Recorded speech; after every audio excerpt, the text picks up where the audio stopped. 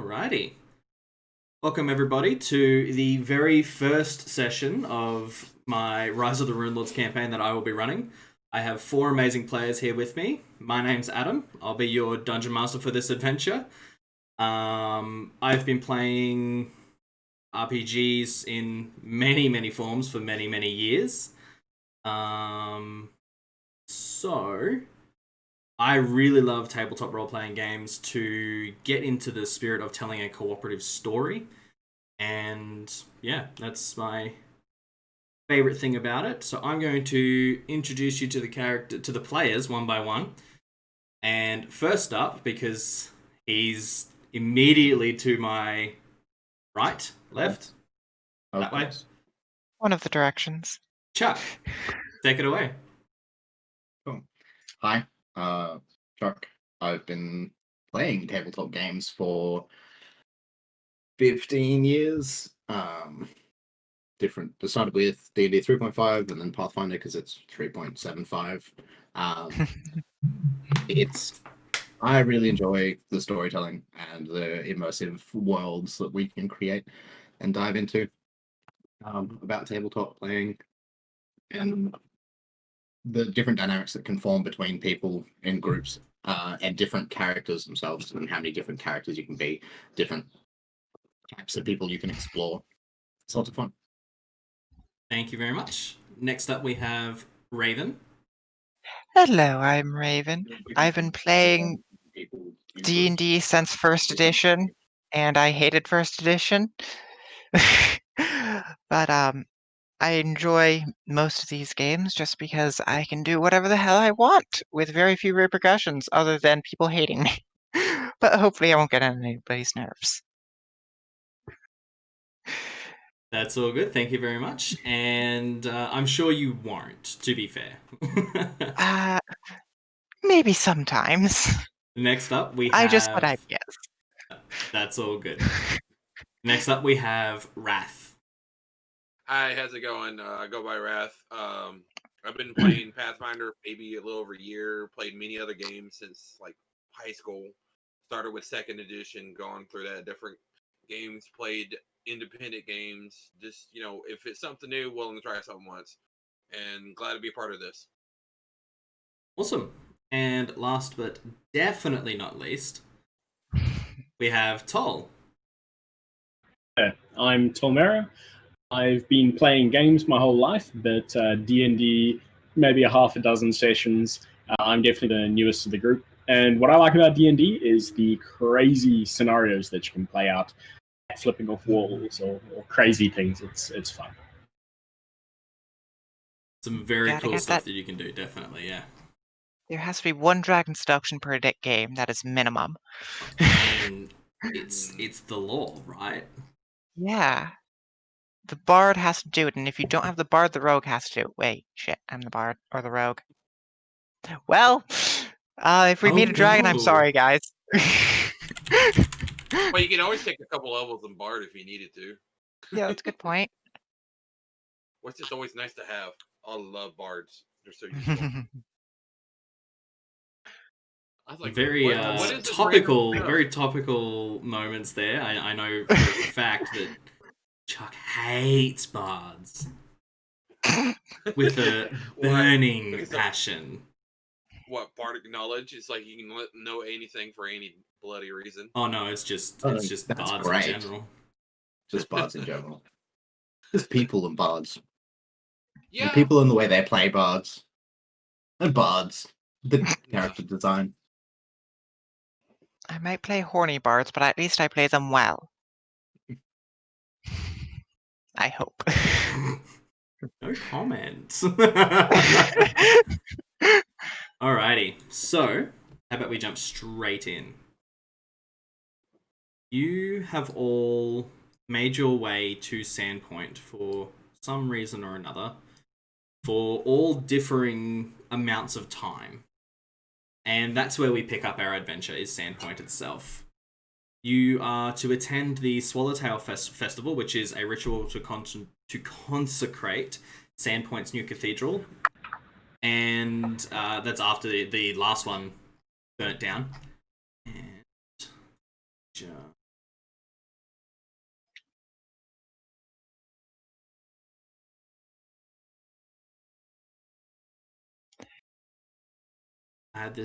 I had this organized. You know what? It's fine. I mean, you say you do. I can make, You say you do. Go ahead. For 5 years. I can make bad. No, it's okay. For 5 years, the faithful of SANDPOINT have attended church in temporary structures erected after fire destroyed the previous temple, and while their new religious leader was helpful, kind, and wise, church just wasn't the same. Now, the new cathedral is finally done. All that remains is for the Swallowtail Festival to renew the site's blessings from the gods, and it will be as if the SANDPOINT fire had never occurred. This is where we pick up. Swallowtail Festival has begun. There are a lot of people, pretty much everyone from town, and a lot of the surrounding farming sort of hamlets and communities have all come to SANDPOINT to help consecrate the new cathedral. As scheduled on the autumnal equinox, the square before the church becomes quickly crowded as locals and travelers arrive. Several merchants' tents featuring food, clothes, local crafts, and souvenirs are there to meet them. You are all here. However, you probably haven't really met each other just yet. So, let's start with the welcoming speeches. The turnout for the opening speeches is incredibly respectable. 4 keynote speakers each deliver short but well-received welcomes to the festival.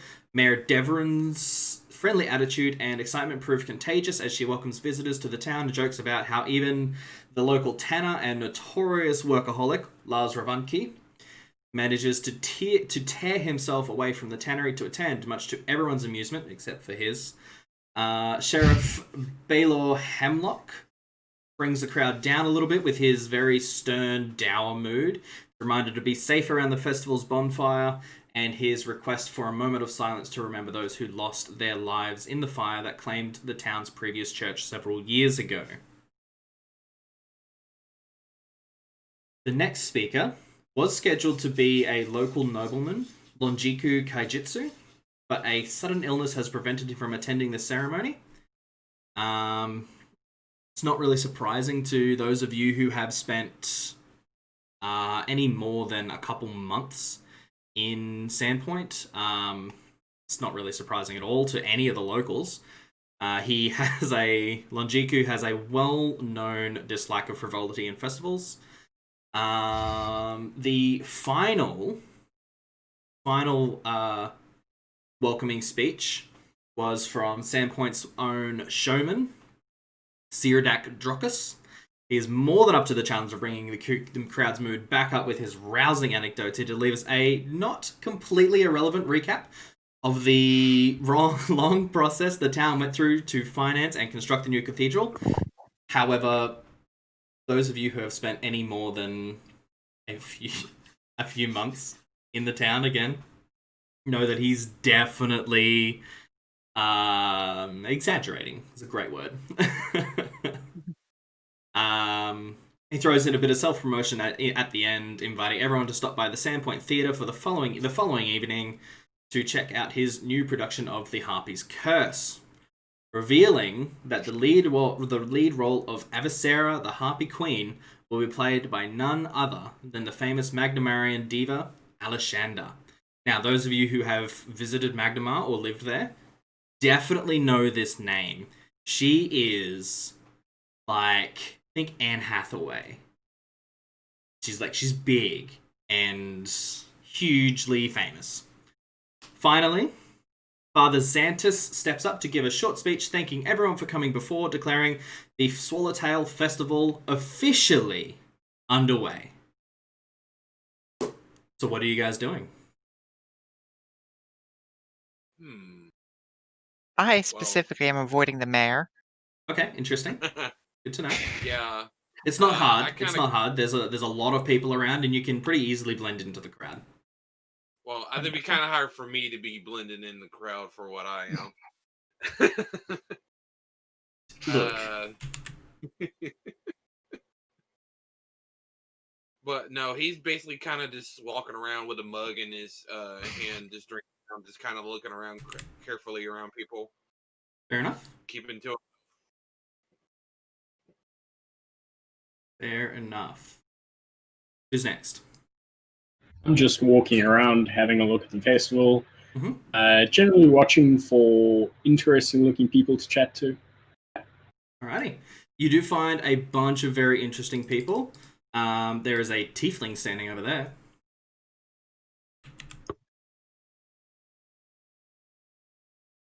If you would like to go speak to the tiefling.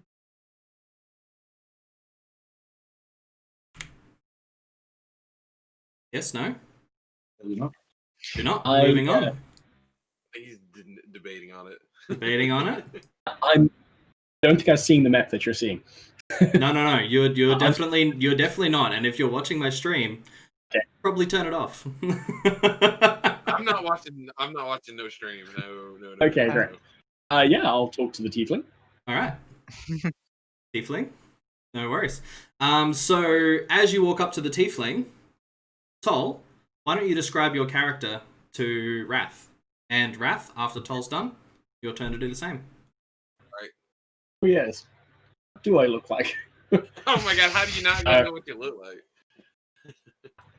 like? Through pure blind panic. So I'm a really tall 6'8" person. My skin's bronzed from spending time in the sun. My hair's red, which I believe is a bit unusual, but not like, blazing. It's just red. Yeah, I'm fairly approachable, fairly friendly. Don't look like I'm going to do anything bad. Yeah, that's me. Okay, say so. And you walk up, and Wrath, how about you describe your what All right. he is walking up to? As he's probably walking up to me, I'm like mid-stride drinking something, kind of like see a large shadow walking by right there. Instinct, kind of like handle my weapon, kind of look around, like All right, as he's looking at me, I'm about a 6 foot tall tiefling. I have the tail.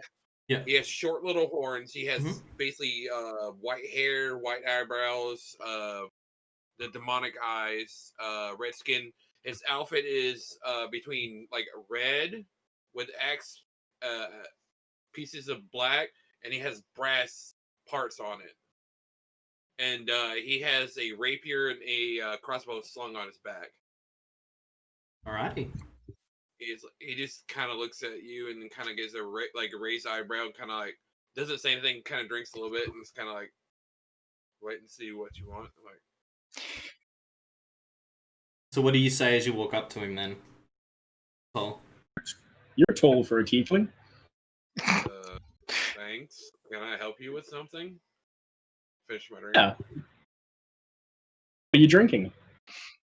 Whatever else everybody else is drinking, just something I found. So the one you're currently drinking is actually really good. It's a really robust stout.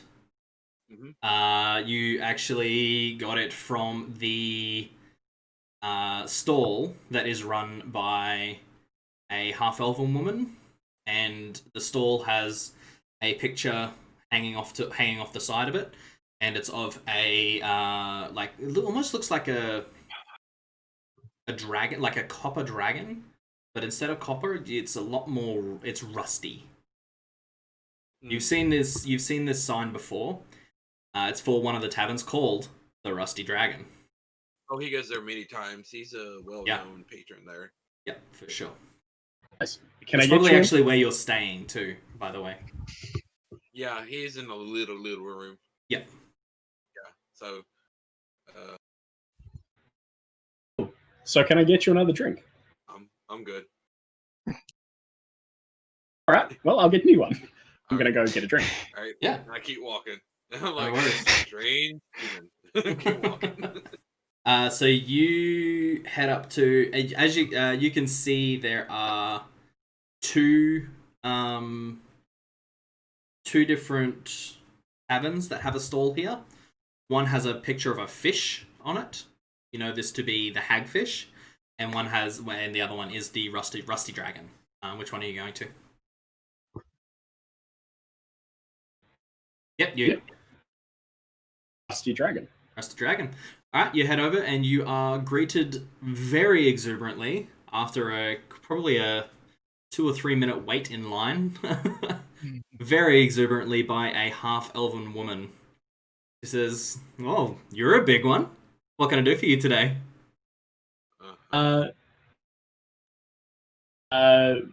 Biggest mug of beer. Cool. Any preferences? And she sort of gestures behind her. There's about 4 different barrels. One's got a sort of a dark brown stain to it. One is more of a light golden sort of color. One is a red, and the other is more doesn't really have a stain to it. It's got a brand of the Rusty Dragon stamped into the front of the top of the barrel. They're all sitting on their side. They've all got taps on them. Fair enough. I'll say to her, actually, I'm a bit of a lightweight, so whichever one's not too strong. I gotcha. So she grabs the mug, comes over to the light golden one, and pours out from there. Flicks it up and drops it down in front of you. First one's on the house. Enjoy. Thank you very much. You take a drink out. You take a sip of it. It's very bright, quite bitter, but incredibly refreshing. It's not quite perfect for an autumn sort of day. It's not. You feel like it would be amazing on a super hot summer's day, super muggy, really refreshing. So, Toshiko. I'm gonna just Oh, go to the Rusty. Yes. Go to the Rusty Dragon and get a drink. Alright, no keeping worries. an eye out for any tieflings around. Yeah, so you saw the tiefling just speaking to another guy. You sort of follow the other guy to the Rusty Dragon. You're sort of just behind him, probably two or three people back, and the tiefling's walked off to one side. He's around. You can see him. He's 6 foot tall, and it's not hard to miss the red skin. Yeah. So you get you get up to the counter, and Amiko says, Vorin, how can I help you this fine day, sir? I will have my usual, please, and thank you. Usual. You sure you don't want to try something a little different? I'm not going to lie, I don't actually have your usual on tap here at the moment. What would you like? Right. Give me the red one then. The red one? She pours that one out, and then she flicks the tap back up, looks over at you, hands it over. Again, first drink for the day's on the house. Enjoy. And she just sort of gives you one of these ones, just, You take a sip of it. I'll take a sip. Yep. And it's a very deep flavor. So like it's kind of darkish. You take a sip. Yep. Pretty good. Very dark, quite roasty flavors, but bitter. And oh boy, is that chili? Pretty sure that's chili. the human that was just talking to the Yeah, for sure. He's probably only a good, 10, 20 feet away at this point. So, yeah. You can all move your own tokens around too, by the way. So, feel free to.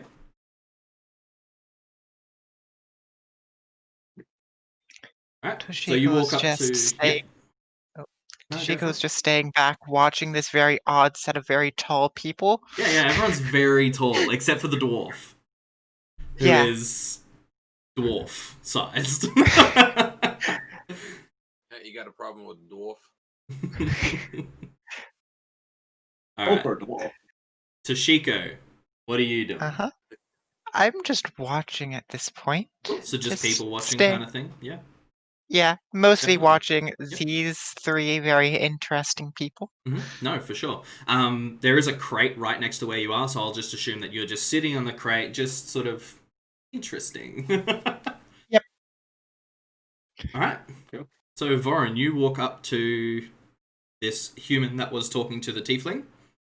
What are you doing?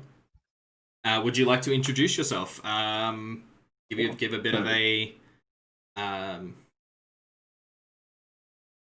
description is the word.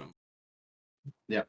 So a 4'2" bald with a very large, very well decorated beard, beads of gold forming sort of an anvil in the beard. All of them have a smaller anvil and a hammer on them, which is the holy symbol of Torag.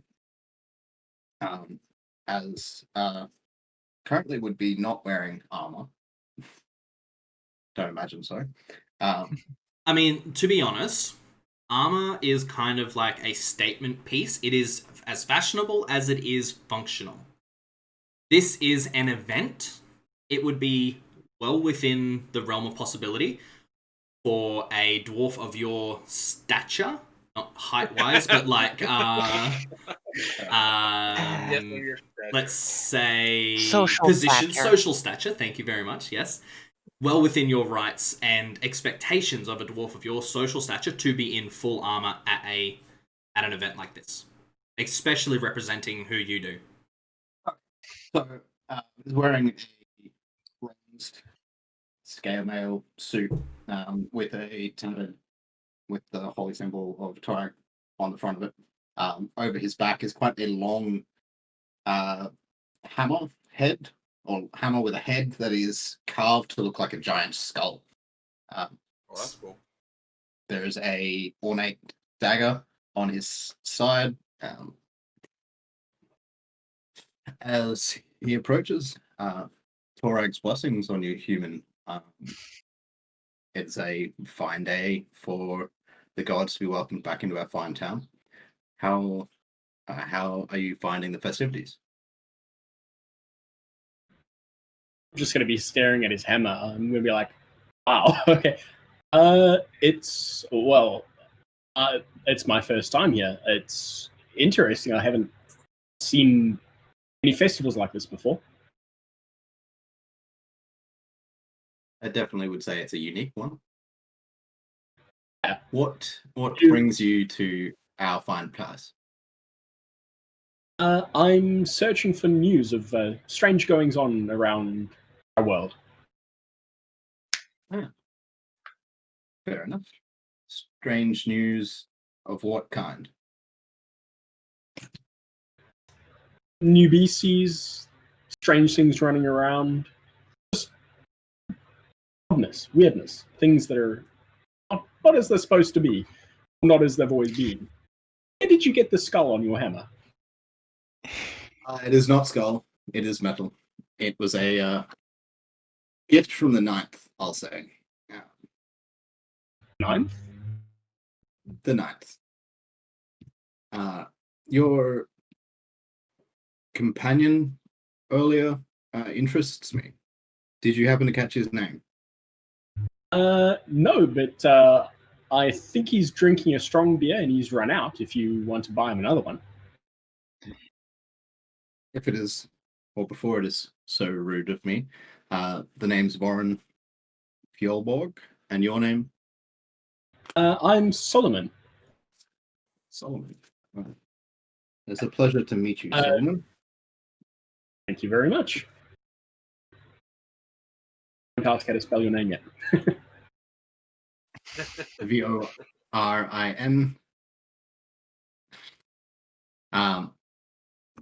Cool. I will go and get another red beer. Yeah.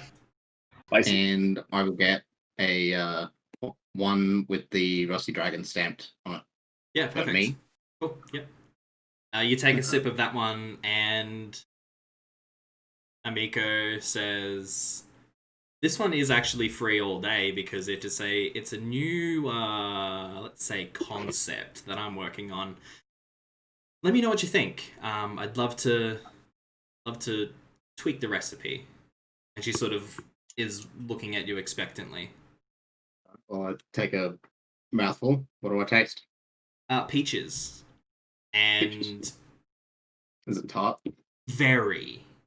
I would say less tart, more sour. Right. But really crisp. And again, really refreshing. Actually really nice. Weirdly. It's weirdly nice. Cool. How much for the other beer? She says, just 2 silver. Cool. Sorry, Alright. copper. Did I say silver or copper? I meant to say copper. My apologies. You did. I was Alright. like, that's Like, damn, expensive. that's Yeah. Damn! That's It's $10 gold. It's those bottle. excise taxes. Yeah. 2 copper. Cool. Work on balance a little bit. The How so? How so? Sourness might be overpowering the rest of the flavors. I Like see. it's sour and dry and refreshing, Right. but there's a little bit lacking in what you can taste otherwise. So more fruit? More fruit flavors? Sure. Okay. Right. All right. Cool. She flips out a notebook and pulls a quill out of it and just writes down more fruit flavors. And then you catch her writing your name next to that. And there's a couple other names on it. Okay. The Sheriff Hemlock has Yep. his she's written down shit and then Hemlock. I guess I love shit. I guess yeah. that's how it is. Yeah. And she says, "Thank you. That is the most helpful feedback I've had in all day. I appreciate you." And she flashes you that winning smile that everyone is obsessed with. And she says, "Next beer's on me." And You know I'm always here to help. thank I you, will thank you thank her for the beers. And she sort of gives you that like a sort of a presentory half bow, hands out kind of thing, and yeah, gets back to serving other people. All right, And Wrath. The human's going to come with me. All right. I will yeah, wander what's over up? to Wrath. Yep. I will nudge his arm Mhm. with the beer. I'll turn around, looking at the dwarf, and I'm like, Torag's blessings to you, my devilish friend. A beer. Welcome to our fine town. Thanks. I've been here for a while. Sit down the other one, look at it, and just chug it down, set it down. I'm like, thanks. He's just looking at it, it's like, why is people? He's looking at him, it's like, why is people bothering me right now? You kind of stand out. Like this is not a rare occurrence for this town. Yeah. Ever since you got here, this has been normal for you. People coming up to you, buying you drinks. You feel like you are definitely a rarity here. I was like, I'm not a celebrity. I'm here not to be seen, unfortunately. Yeah, well, it's not really working out too great for you. I know. Don't need to be a celebrity for somebody to show you kindness. The name's Vorin. Pleasure to meet you. Yeah, you can just call me Merc. Merc, as in Merkiki Barkona, perhaps? Maybe why? I have news that you are chasing information on a very dear and valuable friend of mine. I just wish to make sure that there is not an ill fate if you gain this information. I guess we would need to talk in private to see who you might be talking about, but it's not a good spot to do so. Why not? The people of SANDPOINT are the people of SANDPOINT. They're too busy reveling in the festivities to bother with a conversation. As you sort of look off to one side, you see a very, very large covered wagon being rolled into the square and up towards the stage. It's not sort of anywhere near it just yet. It is being led by Father Xantus and his acolytes. Would I be able to hear them talking right now? From where you are, yeah, definitely. You're only about 10 Okay. feet away. Yep, just listening. Yep.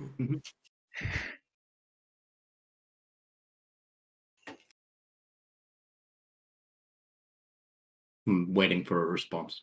Yeah. Oh. Sipping my beer. He's just like, so who's this friend that you think I might be looking into?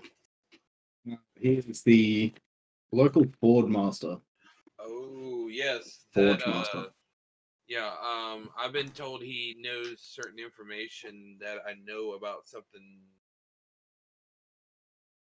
So I've Right. been trying to get in reach of him, but he's very closed mouth, you could say. Doesn't like a lot of. Some would doesn't say like closed people. mouth. Others would say Yeah. cantankerous and cranky. What has I happened need to when look you get old? cantankerous now. Cranky, basically.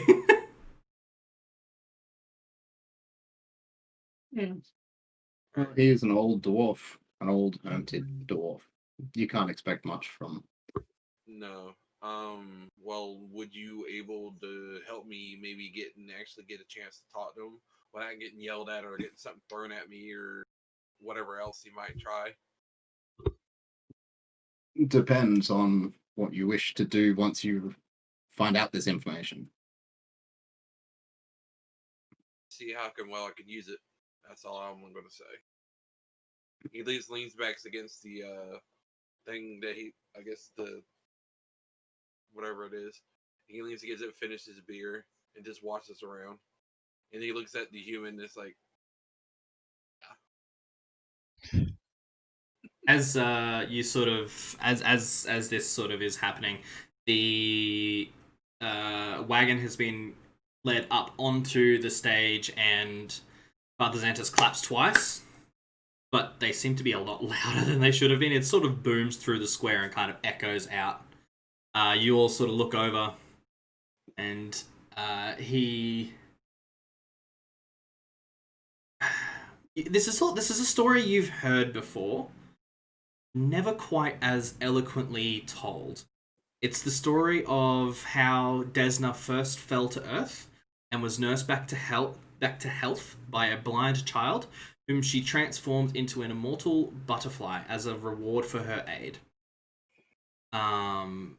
The wagon, the covered wagon, is uncovered incredibly quickly, and inside you see thousands of swallowtail butterflies that swarm into the air in a riot of color. It's a great cheer from the crowd. Everyone's going absolutely insane. You see kids running through the crowd trying to jump up and catch them, but they always seem to dart out of the area and dart out of their fingers at the very last second. Father Xantus says, thank you all for attending, and dinner will be served very shortly, within the hour. It is free at the expense of SANDPOINT's taverns, and he gestures over to Amiko at the Rusty Dragon and the Hagfish stalls, and he says, so please give them as much of your custom as you can. They need to recoup some of this cost somehow. And gets a bit of a chuckle throughout the crowd, and it's you sort of, as he says dinner will be ready, you start to smell food cooking, roasting vegetables, like meats over an open fire, and you sort of look over the back of one of the nearest buildings, and you see plumes of smoke rising, and you're like, huh, that's definitely where they're cooking. But yeah, he says, enjoy, and thank you very much. He finally says as well, the consecration will begin as the sun sets. So at this time, it's probably about 3 p.m. So you've still got probably an hour or two of light, and then yeah, the consecration will happen as the sun sets. So what did they consecrate in a new church or something? Yeah, the new SANDPOINT Cathedral. Okay, Yeah. okay, that's what I was curious. Yeah. So, It's not his deal. Um, He's for the free beer, So- bro. that's fair. So, It wouldn't be, I mean. I cannot introduce you to the Forge Master today, for he has more than locked himself away from people. But if you are around in the coming days and you prove that I can probably trust you, I will see if I can make an introduction. Well, I'm around for now, so I do the odd jobs here and there to get a couple gold here and there, pretty much. Yeah, and when, as he says this, you do definitely remember seeing him working alone in Amiko's kitchens. Yeah. You know the nature of her kitchens. Yeah. They're I got ran out of spectacular. one of that. I got ran out of there a few times trying to food sometimes. You only got run out of there probably 3 times before she's like, well, if you're just going to steal food, why don't you work in the kitchen and then I'll feed you? You did notice while you were in the kitchen, not one other person works in that kitchen.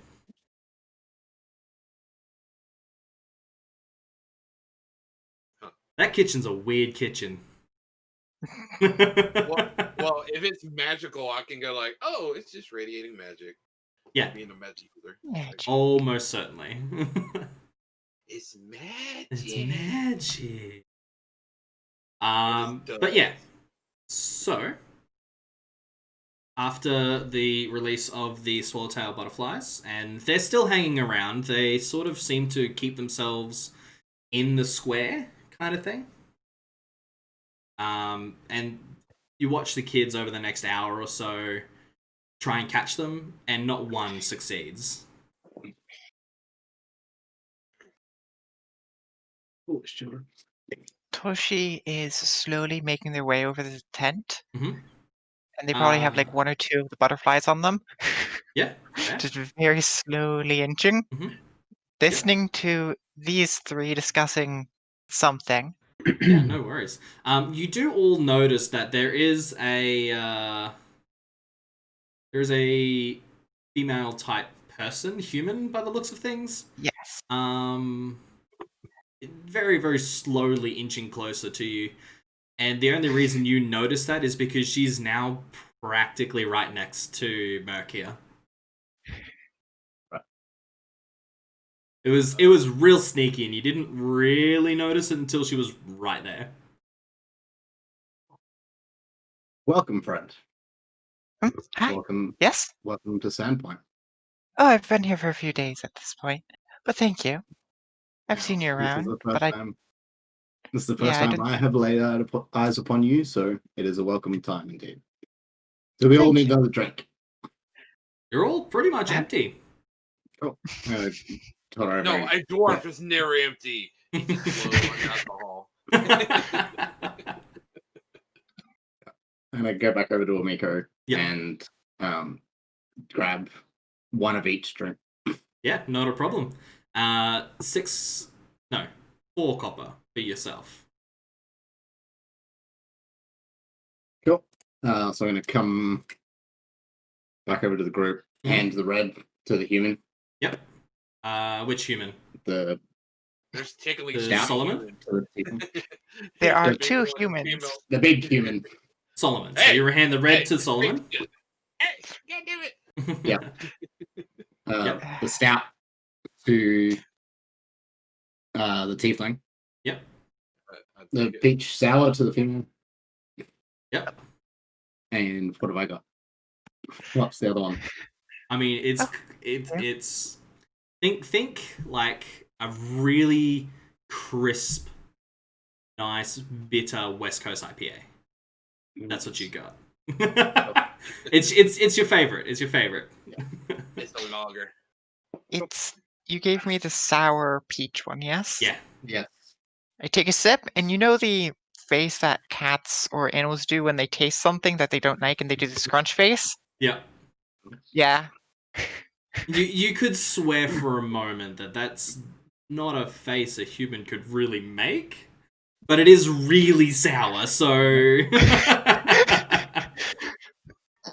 the sourness doesn't linger too much. Toshiko. Oh. It's a really sour hit up front. But then you get the peaches, and then you get the bitterness, and it's kind of nice. It's way too sour probably for your liking, but Oh yeah. yeah, like the aftertaste is nice. Definitely leaves a watery feeling in your mouth. Usually aftertaste is bad. Chuckled to That- myself because that worked well. Mhm. The name is Vorin Fjallborg. I'm the resident head of the Church of Torag. A It is long nice to time meet resident of SANDPOINT. How So- do you spell your name? Vorin. Do you have Oh my like gosh. more like a little temple, or is like a shrine outside your house you pray, and some people might pray to it, or what? There is a offside shrine inside the cathedral. It is a very That's all right. small one, but you haven't been able to use it yet. But you were able to get one built. You have been using as close as you can get to the blacksmith's forge. You do have to pay him for him not being able to use it while you're holding ceremonies there. So you try and keep them very short, but When you did outside, it's like there's the thing. I'm outside. Oh, I'll pray. And it gets Could I real get to that- cramped in that blacksmith's workshop, by the way, because there's a few of you dwarves. Yeah. Could I get the rest of y'all's names? This Merc, this MCR, C MERC. Yeah, this Merc. M-E-R-C. I'm Solomon. Like Solomon Grundy. If I can spell tiefling correctly, I was- I would be doing good. The I and the E are interchangeable, apparently, so fine. I can never. This one word I can never spell. It's tiefling. Which one? Oh, Solomon it's- is oh, the human. Yep. Yep. SOLOMAN. Yep. Solo man. So can I And call you then- Sully? And then the dwarf is spelled again. Vorin, The- Vori. Sorry. Vorin. Fjallborg. I'm If you want to actually spell that. taking notes, so if I need spelling, I will ask. Go for it. Well, if you guys wanted to, you can always just change your character name in the Roll20 for that too.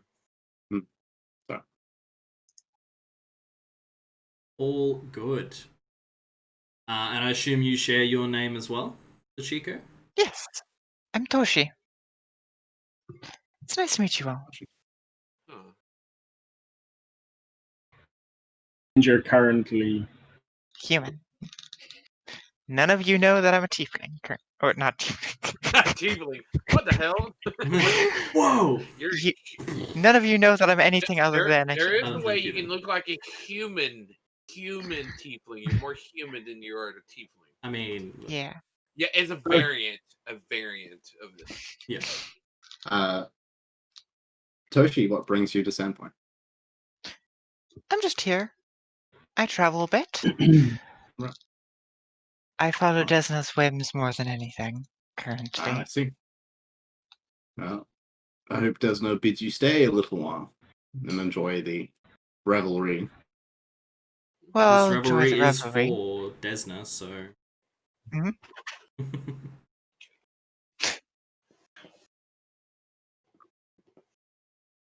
Especially as you see a few of the butterflies land, mostly on the top of their head.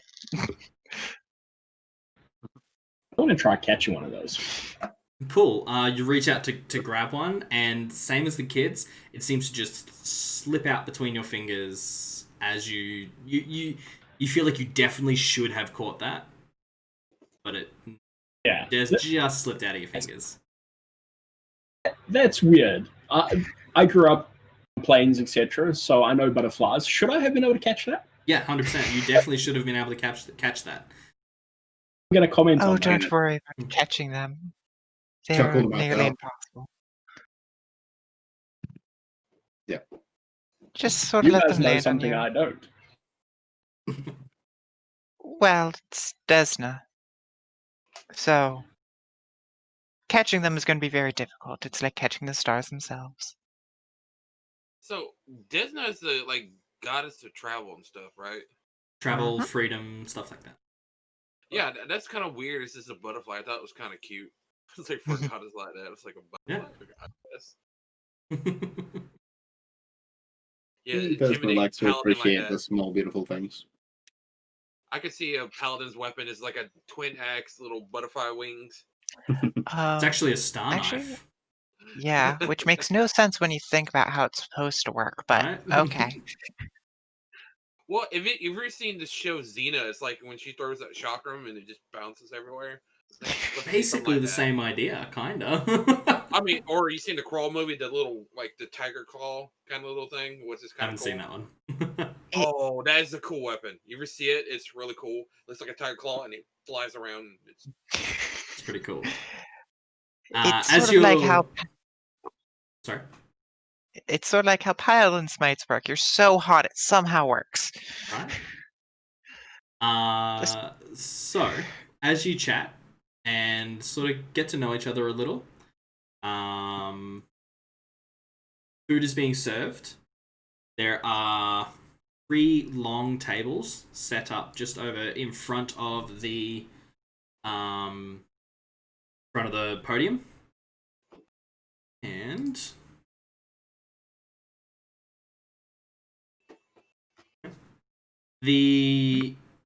there are 2 meals. There is the hagfish, who is serving a lobster chowder. There is also, which is unfortunately for the hagfish, the much more appreciated option, an amazing curry spiced salmon with leafy greens and vegetables, served by the Rusty Dragon. what's a hagfish look like? Sorry, say again. I was just curious. What's a hagfish look like? Is that something like indigenous around this area? You actually probably roll me a knowledge local check. First roll of the game, knowledge local. If you've got it. If you roll a natural 20, we know this game is cursed. Yes. No, I won't do it on purpose. I mean, Oh no, no, you won't do it on purpose, but knowing my mojo, yeah. I have knowledge of kind of dungeoneering and planes, but local. Can you do not like an uncheck of it? You can do. You can. You can only just get a maximum of 10. So go ahead and roll it untrained. oh no. Oh no. Oh no. Should we just give up on this game now? Okay, guys, game's over. Game's over. That's it. It can't go well It's from over. here on out. Nope. It's bad. It's going to be more exciting. Right. Oh, no. So with your maximum of 10, a hagfish. 20. Yeah. No, I know. Yeah. But it's untrained, so maximum of 10. A hagfish is a type of fish that is not super common around this area, but is like kinda common sort of further out, deeper ocean. What you know is it's kinda ugly, and it excretes this mucus-like substance from its skin. It's a little gross, yeah. I bet you it tastes like haggis. You actually have no frame of reference on how this is going to taste. You do know that that you have never seen it served anywhere, ever. I'm not gonna eat it. I'm like, It's a lobster chowder. It's just served by the proprietor of the hagfish. yeah. So I assume you're all going for the curry spice salmon. Toshi's going to actually try to get both. Both? Yeah, cool. Yes. No worries. there is more than enough. And off on the other table, you do also see just assorted roasted meats, some pork, maybe some beef, chicken, all that sort of stuff as well, just sort of off to the side. Yoshi will also go for that. Yeah, I'm going to grab big plate of red meats. you would. You sort of grab big piles of, and you sort of look off to the side, and Amiko's just staring at you like. And you're just like, what? It's gonna be like, fish is not my vibe. It's, you know, that's fair. Yeah. As you eat, the food is amazing. No matter what you get, it's all amazing. Everyone, roll me a perception check. Uh-oh. Okay. And this will tell us if everybody's cursed from that natural 20. Yeah, definitely. Hey, that's the worst Perception. 20 I could roll for, so maybe something good.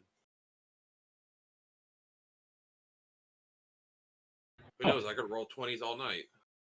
I mean, look. On the average. All right. That's good. Merc. Well, see, I rolled a 20. Merc, you're the only one who notices. However, you notice that over the last couple minutes, the butterflies have been leaving the square. They hung around for quite a few hours, but now there's only like maybe 3 or 4 left. And even they seem to be on their way out. Are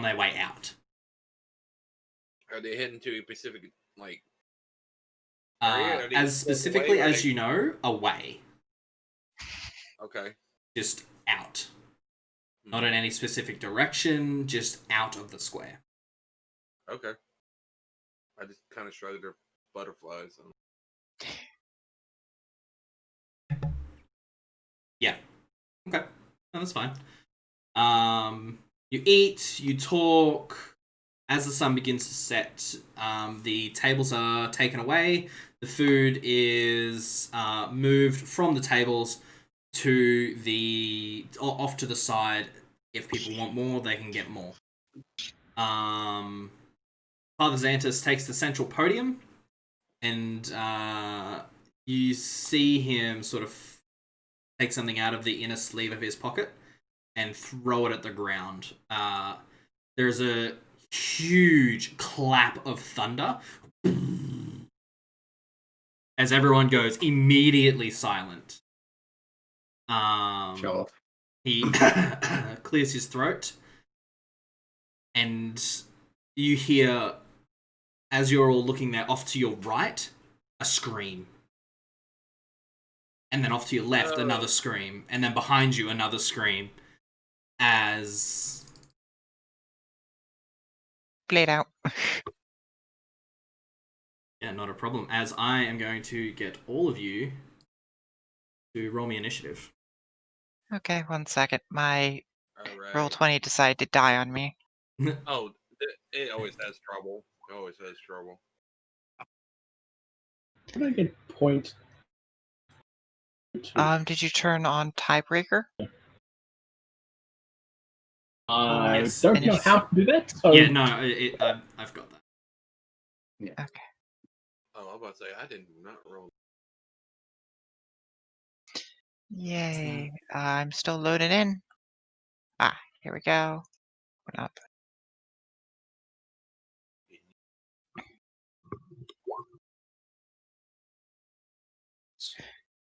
Wow. I need to remember how to What's up? use... Just need to remember how to rolled a use things. 19. Nice. I know exactly what I'm gonna do. It won't be being added to the turn order because they won't have selected their token before they roll. Okay, cool. So, It did yeah, to me. click on your token and then roll initiative. Thank you. But for now, It's not doing it. Oh, no, nope, that's okay. not doing it for me. It is being annoyed with me. You do at least see my first one, yes? Yeah. I see it. I Yeah, see it. It's 23. okay. Manual. Thank you.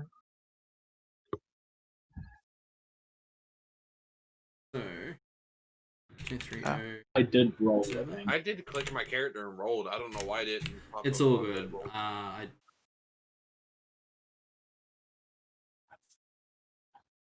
I think it's just funny. It's like 25.6. I'm like, okay. Would we be carrying our weapons? Yeah, I am. probably. Yeah, it's not unusual to see that sort of thing. Yeah, exactly.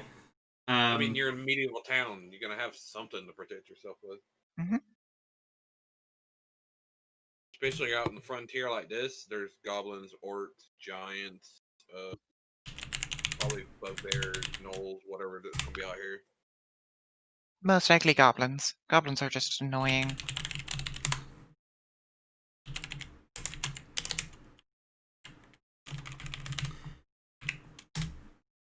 Come on, roll 20. Don't die on me. Uh-oh. Of course, right as initiative is rolled, roll 20 dies. always the way. Yep. Yep. God, so I was playing in my other game, it's doing this too. I hope... Oh, there we go. Hey, it's working. Have you tried a different browser? Because Yes. I know. Okay. I've tried 4 Chrome different always browsers. strikes a fit for me. I've used Chrome, Firefox, and Edge, and then I've used a custom browser. Right.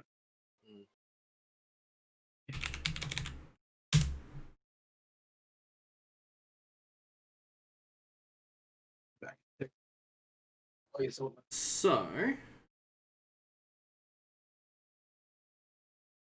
descending.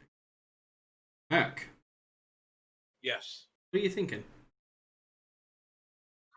I was like, really? It's like a couple of things in his mind going off. It's like, probably getting attacked by something. Don't know what's going on.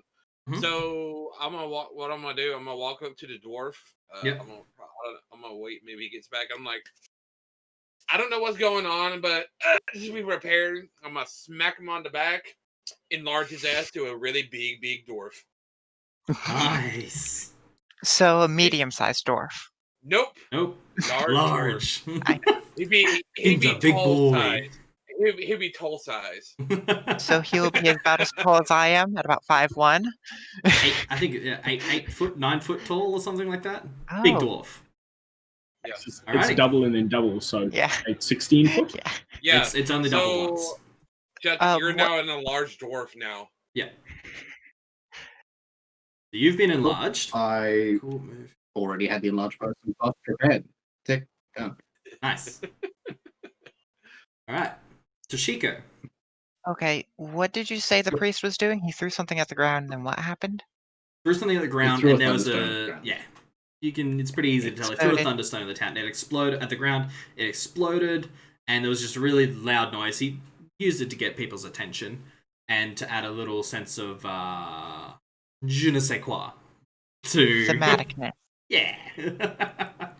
Is he confused about the screaming? He is, yeah, definitely. He's looking around very confused. He doesn't know what's going on. He was about to deliver a prayer or a speech or something. You're not 100% sure what, but... Toshi is actually going to run inside the tent and hide. Cool, no worries. On your way over there, Mhm. your perception check. Okay, give me a sec. Skills. Perception. I will 18. just be completely cool. Will be completely transparent. I will be rolling some things with physical dice. Okay. Stuff like stealth checks and that sort of stuff that you guys don't know the outcomes to. I know I can do a DM roll, but you know. Okay. That's what DMs do, anyways. That's it. So, as you My run, stealth. yep. So 18 perception. As you run into the tent, you see just off to your right, behind this cart here, 3 goblins. Oh, aren't they just cute? This is definitely where one of the screams were coming from. People are now running away from this cart. Mhm. You duck into the 10. Go ahead, roll me a stealth check. Wonderful. Yeah. Hopefully it's better than them. Probably, they're goblins. I mean, guess you'll find out. Yeah, and I do have my bow out. Cool, not a problem. All right, it's their turn. The rest of you now see over here as you are all looking towards one of the towards people running away from one of the carts. See 3 goblins. One jumps up on top, and then 2 come around the side.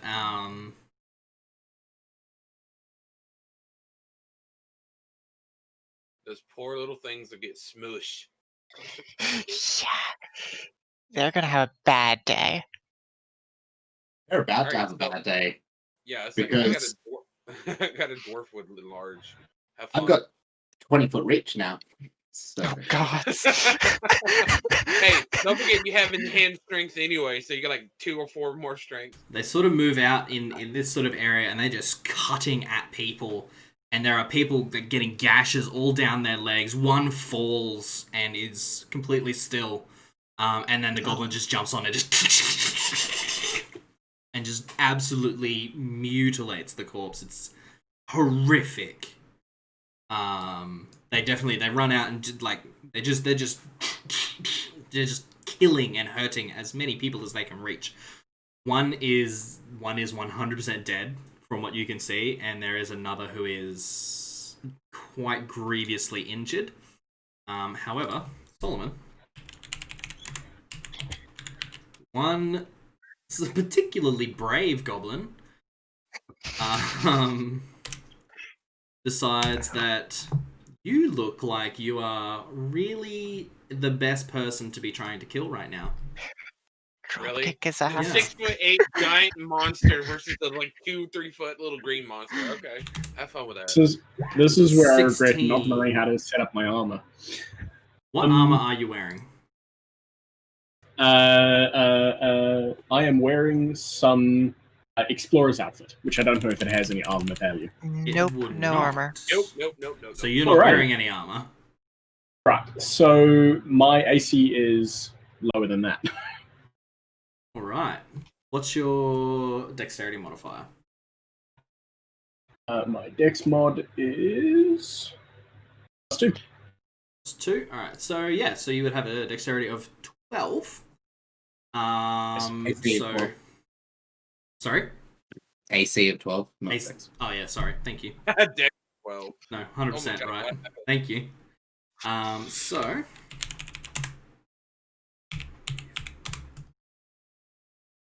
take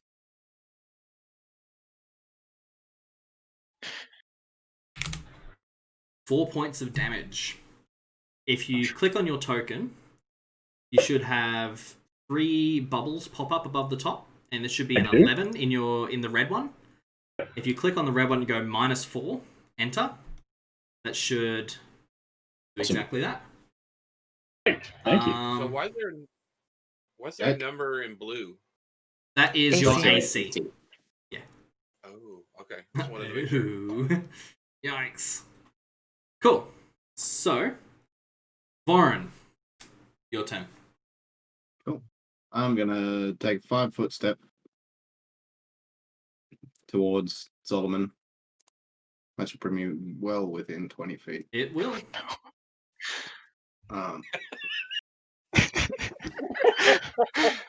10-foot reach with a 10-foot reach weapon. So mad right now. Hang on. Wait. Why? No, you're right. It's fine. What? You mad I made a dwarf bigger? Is that what it is? I'm mad at his reach. So I have a question. Well, If you already enlarge a creature, can you enlarge it again? No. no. There is... No, that's psionics, so we can't do psionics. Yeah, no. So you Swing. pull the long hammer out, swing down, smash, and the goblin jumps up on top of the hammer. You missed. This thing Oh. He's ready for the next thing. Yeah. Now he I was flips it gonna up just and like- fires up. Boom! Golf swing and send it Fair. flying through the air. It's baseball or Alrighty. cricket. Cricket. Solomon, your turn. All right.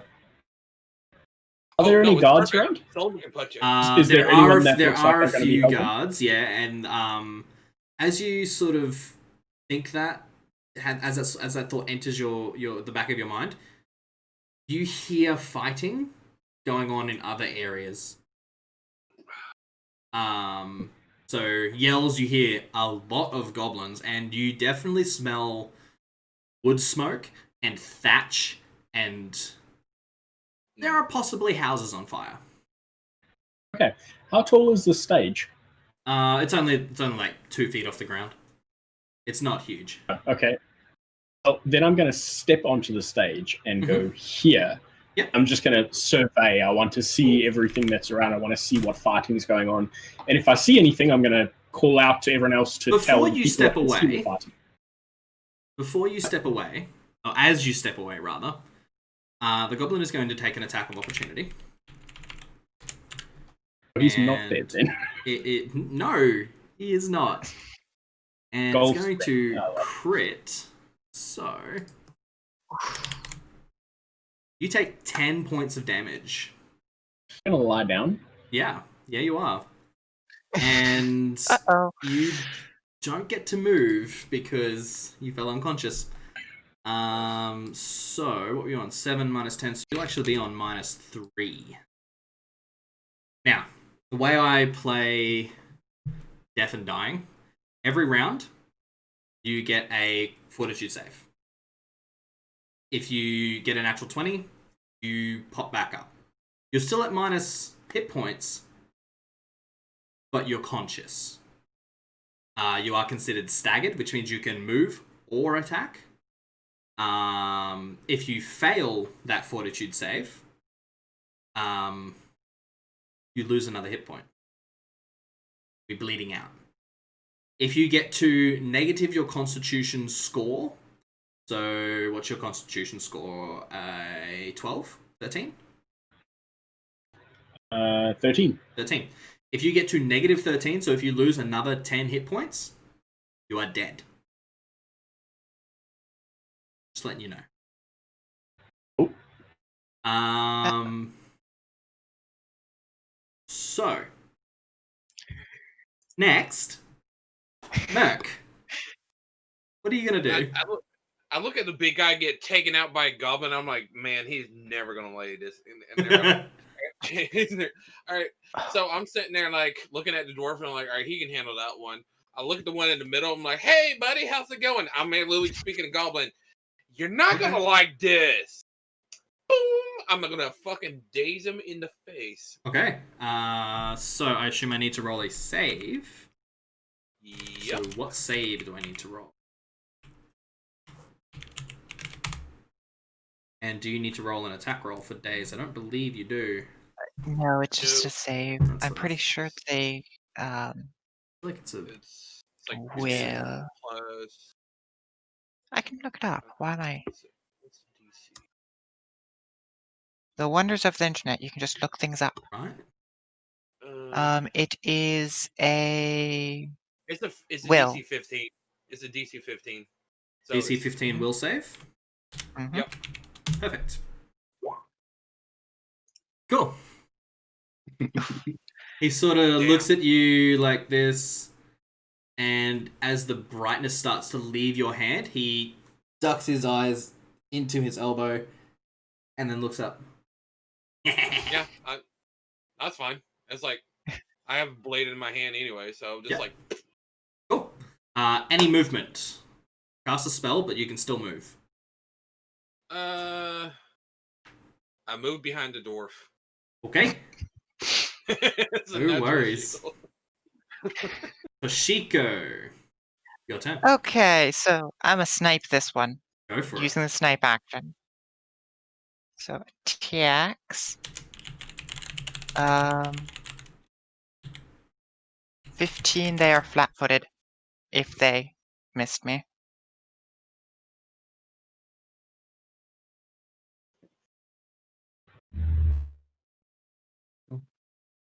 So you're Sorry, I'm just checking up on the snipe action. Yep. It just means I take a negative 20 on my stealth check, but I can stay hidden if I succeed. Oh, cool. Interesting. And it's a 16 to hit because it's within Yeah. 30 feet of her. yeah, it's the range.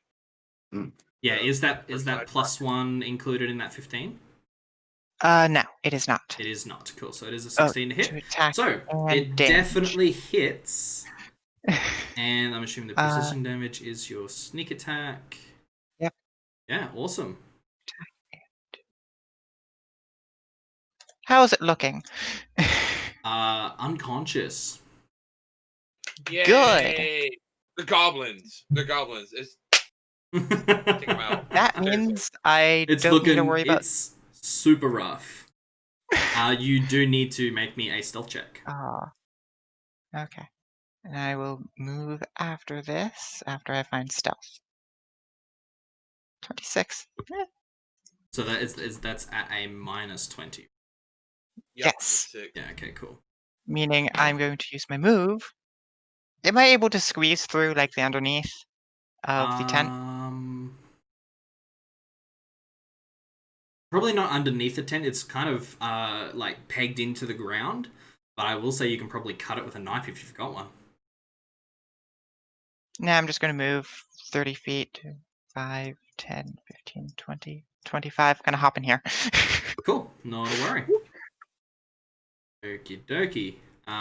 You see this goblin here, definitely tracked your movement. Oh, yeah. And yikes. Death of Soloman Ashwood. First game, guys. Somebody's already died. Off to a great start. Yeah. No, not dead. Dying. There's the difference. A hit when you're down is critical. Mm-hmm. Yeah. As I said. I mean, look. This one here is 5, 10, 15, and I'm assuming you're going to want to take a... Yep. Hang on, Oh, interesting. Okay. Yeah. Use the other goblins to smash the other goblins. Double crunch. Well, yeah, I did say he jumped up on top of your hammer. So... yeah, you double crunch So- kill them two at once. So, Kill two at once. golf swing, like I said. Yeah, He's just... going to go flying. It's like, Yep. it's whack-a-mole. Ooh, 19! Ooh. Oh, Damn. And 12 points of damage. Alright, okay, alright. So, this goblin here is just now a paste on the ground. This one here, just roll me just a straight up strength check. Where's my things? I'm gonna hit one motherfucker with another motherfucker. Basically. Oh, really? That's lame. Alright. Wow. No. It's good. It's fine. Because roll me a D8.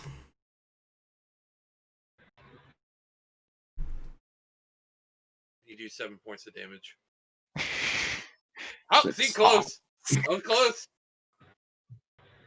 As you lift the hammer up to do your golf swing, this guy here definitely tumbles back a good between 10 and 15 feet. Gets back up on his feet, is real mad at you, is going to charge, so I assume you're going to take a attack of opportunity on old mate here. Alright. Splat. God. Very splat. He Max damage. takes Max like damage. 2 steps forward. Yeah. I'm like, Proper dead. Okay. I It's- look they at, take- I walk over to this guy. They Solomon. take a steppy, they get a smashy. That's it. Solomon, just roll me a fortitude save, please, before we go any further. Ooh, 20. 20. Cool. So you succeed. So you are no longer bleeding out. However, you are still unconscious and at -3 hit points. Anybody got a healing potion? Nope. So, One thing that I didn't buy. as you sort of deal with this Could be very before. in a very short amount of time, Father Xantus sort of runs over and he's like, "Is everyone okay?" He is not I okay. point to And the he big guy. he sort of reaches down and you see him call to Desna and he reaches down and he casts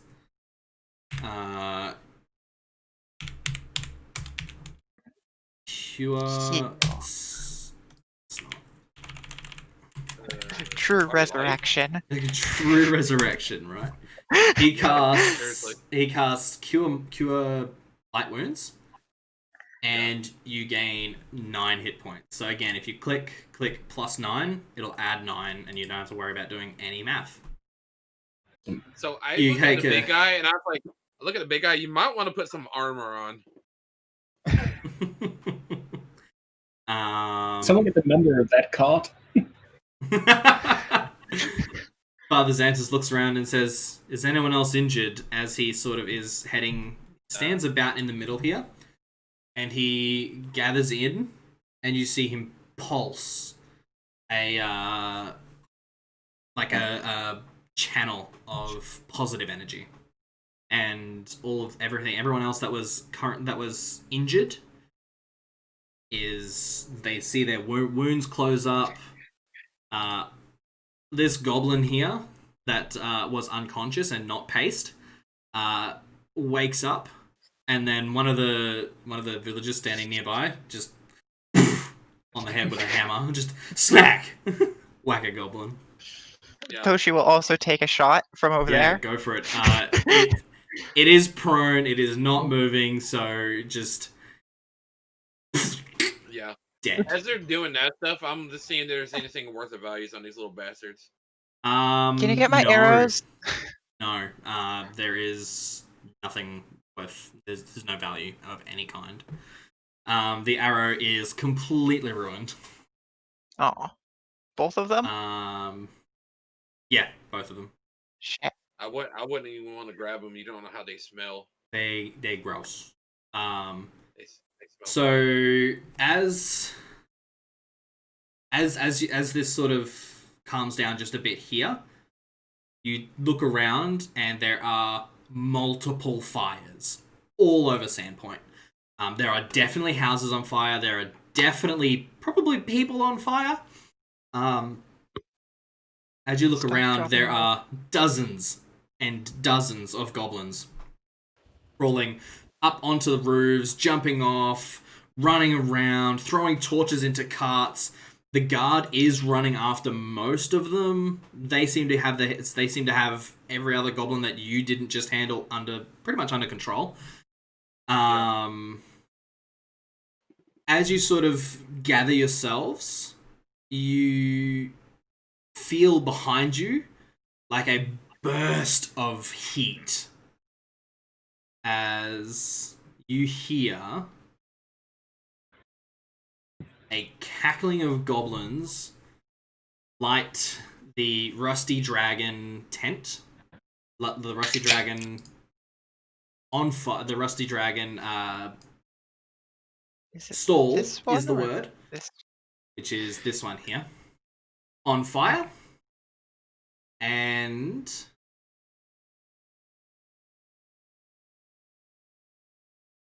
get better. There are four more goblins over here. 3 of them just threw torches on there, and the liquor apparently flammable as the entire thing goes up in flames. Of course, it'd be on fire. Yeah. I am just going to roll another lot of initiative. So.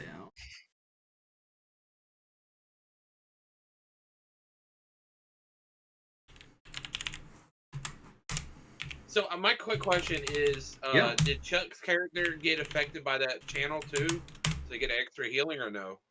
Everyone was affected, but he wasn't. He wasn't hurt. I wasn't hurt. Solomon would have extra. gotten more healing. Yeah. Cleric Yeah, channel Solomon energies. Solomon definitely would have gotten more healing, so Cleric channel energies just like, take hey, another everybody 7 needs points, healing. which should the 7 points which should top you up. That math For is top, correct. yep. So let's just So is it 1,311. Just one moment. We're going to continue on from the top of the round, which will most likely be your turn. But Yeah. Was there so- time for me to stand up? oh yeah, definitely. Oh, don't worry. I'm gonna help you out. I'm gonna help you out, man. I got something for you. While no, okay, never mind. Oh, actually, yeah, no, never mind. Okay. All right. So, Merc, what are you doing? All right. As I know, the big guy doesn't have armor right now. I'm like, all right, let me help you out with this. Walks up there. I cast shield on you, and you get +40 to your AC for a minute. Nice. Hey, thank you. Yeah. Buff boy. Next I have time, no idea how to always apply that. wear the armor, no matter where you go. Even the shitter, wear the armor. Hey, you can get an attack on the shitter, man. It's not pleasant. I mean, look, you're not wrong. I mean, like, but charging at them buck naked is much more intimidating. If you're a barbarian, I could see that. I could see that if you're a barbarian. No, anyone. Just anyone. Scrawny rogue? No, they're buck naked and they're charging after you with murder I in mean, their that's eyes. terrifying. Boy, So- From experience. That's all good. don't go to Toshiko. Southern America, the southern states. Like, boy, you come in the wrong place. Toshiko, your turn. I have to move if I want sneak attack, and if I shoot from here, they'll know where I am. But right here, I'm safe. Not wrong. I'm not wrong. Do I want... fuck it, I don't need the sneak attack. I'm just gonna bip. Do I have a Yep. line of sight on this? You this one? have a line of sight. Yeah. Yeah, Right? you don't have a line of sight on that guy in the corner there. On this one here, you don't. You do on the other three, but not that one. If I move down there, then... problems with If you rogue. move probably to Yeah. here, this square here, then I'll be able to see without all of them. without an issue. But then I'll also be in charge range. Trying to where my rule. There it is. Yeah, it's the Let's say here. fourth tab. To be That's honest, you're probably even still in charge range where you are. Because charge range is Yeah. 60 feet for 30-foot speed. You don't really know how fast these guys are. They're pretty fast, at least as fast as you. I mean, you can charge behind the dwarf. Just run where they're behind the dwarf. And then up here, okay. Honestly, I'm going to move right over here, and Yep. right as one gets within range, I'm going to take a shot at them. Okay, not a worry. Within 30 feet, I assume. Yes. Cool. No problems. Alright. So these three. The Sorry, I thought the 18 was this other three. it is. It is. No, Okay. yeah. Oh, The 18 is okay. the new 4. Yeah, I see the different dwarfs. Never mind. Yeah. Okay. So these three up here are going to charge. Yeah. 2 at the big guy, and 1 towards Toshiko. So she gets the shirt, and he goes smash. Whack. Which one of the three are you turning into paste? The one that's running at the archer, I Yeah, will cool, perfect. be like, Just flip and Smash. She can literally shoot any of them, any of those three that are coming up. So you can kill Yeah. the one going after her, and she can shoot one of the ones after you. actually, good point of order. Which one are you shooting at, Toshiko? I was going to shoot at, well, I probably would this one. Yep. No worries. Yeah. Go as ahead I and saw roll an him attack. getting ready for the other one. Yeah. Go ahead and It's roll like an 20-foot attack. range. Nope. Yep. It's whack-a-mole. Yeah. 20. Definitely hit and definitely drops one. Ooh. Oh, he killed Right two. All right, two's dead. Yay. Alright. Which brings it to Vorin. One of them gets an attack on you, actually. I should probably roll that. That's fine. If it bounces, I'm gonna laugh. It rolls a 1. 11. It won't hit. Won't It hit. glances off one of your shoulder, shin greaves. Greaves. Yeah. Yep. It bounces off your And boot. bounces off your big boot. Oh. Your turn. Does boot. Das boot. Does your AC change for being enlarged? It does. Yeah, it is too. Mhm. But if you're wearing heavy armor, it's less noticeable. But I'm not wearing heavy armor because money. Well, you are now. I mean, it's pretty Well- heavy, not gonna lie. That's gonna splat him. Yep, so you pick up and just like the whole Oh my god. God damn. Serious. 2 6s. Enlarging this man was the best idea. Then can I spend my move action to set my weapon against charge? Sure, yeah. It's a move action. Was it really a move action? And I feel like it actually may be a standard I'm not action sure. to do that. I think it is, I but believe it is. yeah, it's If it's a move action, then 100% no issues, definitely. If it's a standard action, then unfortunately not. Because it'd be under brace, wouldn't it? yeah. Yeah, I believe it's a standard action.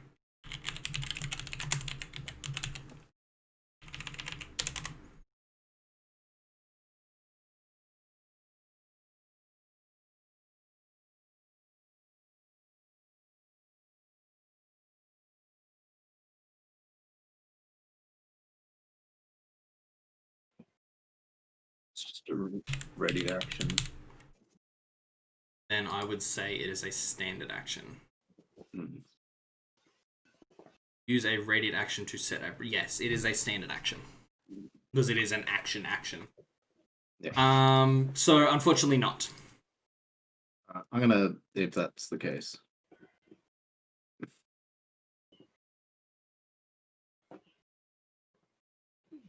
I'm gonna move myself to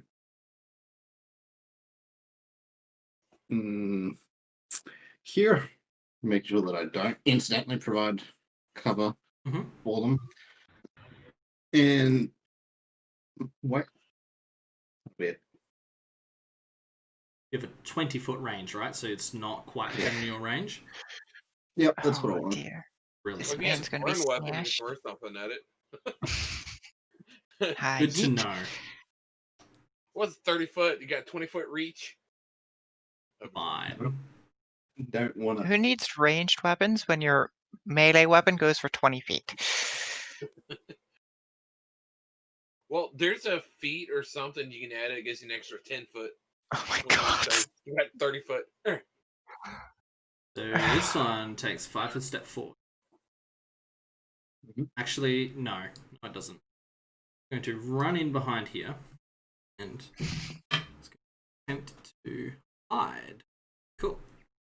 Really, in the flaming building? Behind it, Okay.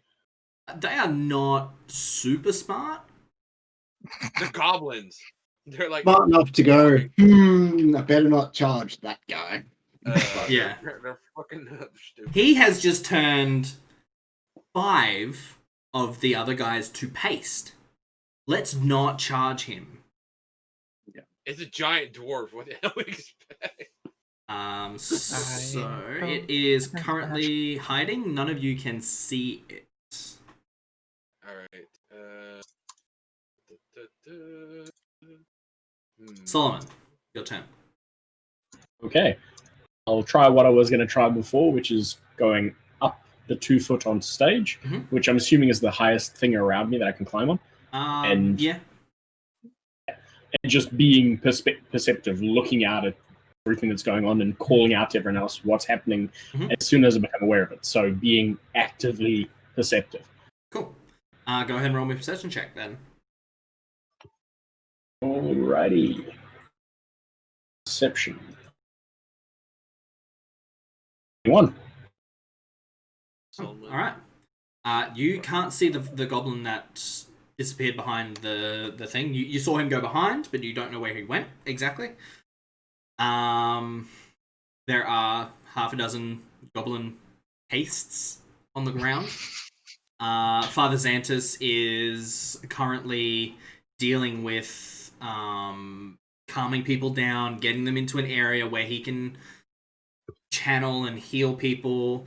Most of the goblins that were sort of alive around here are now dead. The guard has definitely dealt with that. You see just to the north of here, there is you hear singing, but it's not in common. It definitely sounds like it's from goblins, and screaming from that direction as well. Well, I got Okay. 10 goblins. So. Sadly, I don't know I Goblin. would definitely, with that, tell Father and the people to Yep. come this direction away from the away from the screaming and so on and so forth to get civilians away. Yeah, cool. And warn the rest of the people who are around who are fighting that there's probably stuff coming from that way. Yeah, not a problem.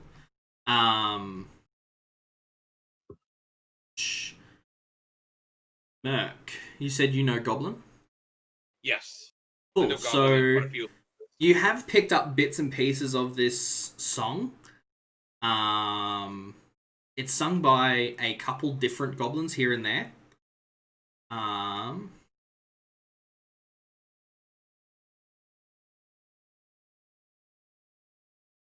High-pitched, tittering shrieks that sound not quite human.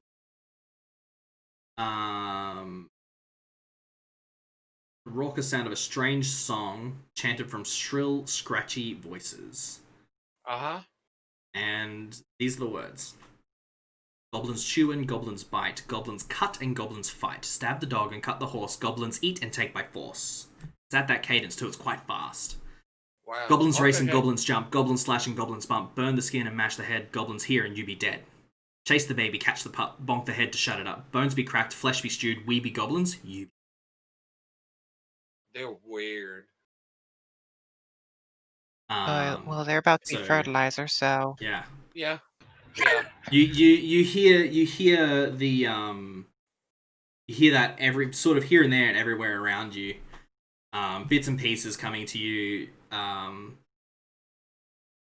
Soloman, that's the cadence you hear, but you can't make out what the words are. All right. So, okay. So, Yeah, Merc. that's all I'm doing. Yeah, cool. All right. Merc, your turn. All right. So I'm just like, God, not one of these days. 5, 10, 15, 20, 25. I'm about here where this thing is. Yep. I cast this Ray of Frost onto the thing over here to see if I can douse some of the fire out. Cool. So you cast Ray of Frost, and all you really succeed in doing is creating a small patch of fog. Hey, he's just spraying it. Didn't really do much, to be honest. Sadly, it's The only fire is too hot and is too far gone to be put out by something that small. The entire tent is on fire and quite heavily blazing. Yeah. Yeah. Yeah. I would have dazed it, but I can't see it, so. All that's good. what I would've done. Toshiko. Toshi is going to run over here and hide. Cool. Go ahead and roll me a stealth check. Okay, I really need to have a quick thing for stealth check.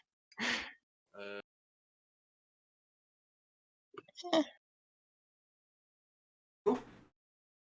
Vorin, your turn. He walks up there and just gets enough just to smack it.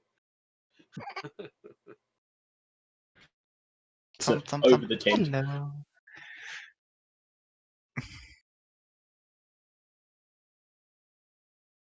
I have to spot it first. And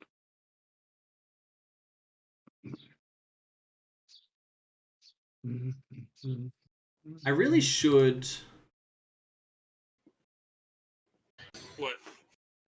hiding. I'm gonna move my full movement here. Mhm. Cool. And It's very hot right there. You are right next to the flames. Go ahead and roll me a perception check. I assume you're going to see if you can find it. It'd be really funny if the goblin rolled a natural 1. You Oh. can't see it. No, You know it should be around here somewhere, but you can't see it. No, the stealth are these little bastards are nasty. That's one thing about goblins; they're very sneaky. Can I? Save the beer. Beer is not flammable, but Adam said that the liquor blew up in flames. So May not Everything's have been flammable just to beer me. there. You don't know. no, there probably wasn't. Okay. No, there's Is there still a barrel of beer here? Sure. Can I pick it up, shake the fuck out of it, and then rip the top off to get the beer foam to spray all over the fire and put the fire out? I mean, you assume that there's carbonation, but no. He just It's beer. yeah. Even cask ales still have a little bit of carbonation. Alright, okay, alright. Sure. You are going to take some fire damage, though. We're reaching into the fire. You take 4 points of fire damage. I'm a smith. Yeah, you're A couple fine. of burns and nothing. You'll be It fine. wouldn't do shit to me. I laugh at it. Cool. So Fire. you shake up this. You reach towards the one with the rusty dragon in it, the sour. Shake it up, smack off the tap, breaks open a pretty big hole, and it sprays out and over. I'll say it doesn't put the whole thing out, but you definitely put about half of the tent out. Well, half the tent soggy is not gonna get the rest of it then. The beer. No, the beer. Not the beer. Alrighty. That's what she said. So, you do see old mate here step out.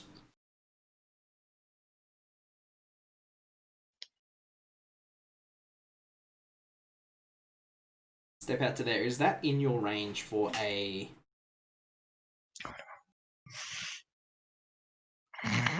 Smash time. Yes. Yeah, 26 like As it begins to bolt, go ahead and roll an attack. That's the wrong fucking spot. Click the right button. That one. You hit it with a fairy wand. All Oh right. shit! Okay. Nice. Bonk.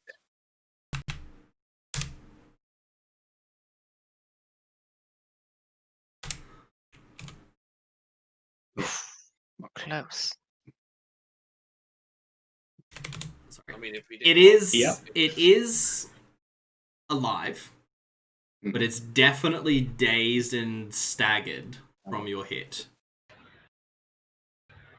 However, it does get to probably there. Toshiko, roll me a perception check. Okay. Because it was trying to move stealthily.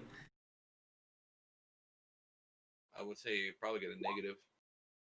Oh yeah, it's out in the middle of It's everything out now. in the middle of everything, so it's real hard to hide when there's nothing to hide behind. Cool. Unless Yeah, no, you have you a- definitely you see this goblin heading north, towards the Wonderful. sound of the chanting and screaming. Soloman, your turn. I'm going to keep doing the same thing. Stand here, be perceptive. Cool.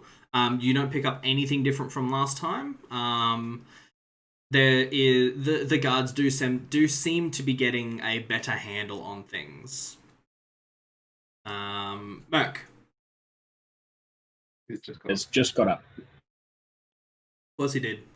He's confused and doesn't know what's going on. Toshiko, your turn. The dimension. Okay. I'm going to pop out right over here, Yep. take a swig of my ale that I left there. Go for it. I'll allow it. It's a swift action. Okay. Don't have anything else to Brain do with that improves. swift action. No, you just take a swig of ale with that swift action. That's it. Yep. And then I'm going to see if I can take a shot. I'm for it. within 30. Aww. Natural 1. That's rough. Just roll me a reflex save. And the string snaps. I mean, you're fine. All right. Vorin, your turn. I'm gonna charge him. And, Yeah, you are. Bonk his ass. Mhm. Oh, it's +2 because charged. So 9. That's fine. I'm assuming you want to be like right next to it. Yeah. A 9 is not going to hit. However, No. it is going to take another step away from you, trying to run away. Yeah. So go ahead and roll another attack. Me. Did I Bonk get his skipped ass. or no? Alright. Yes. Another goblin paste. mind.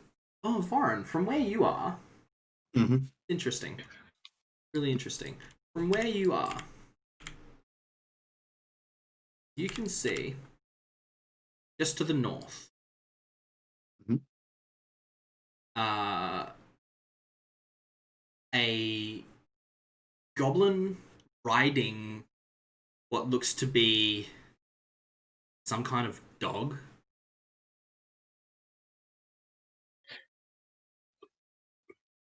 Good to know. Just saying.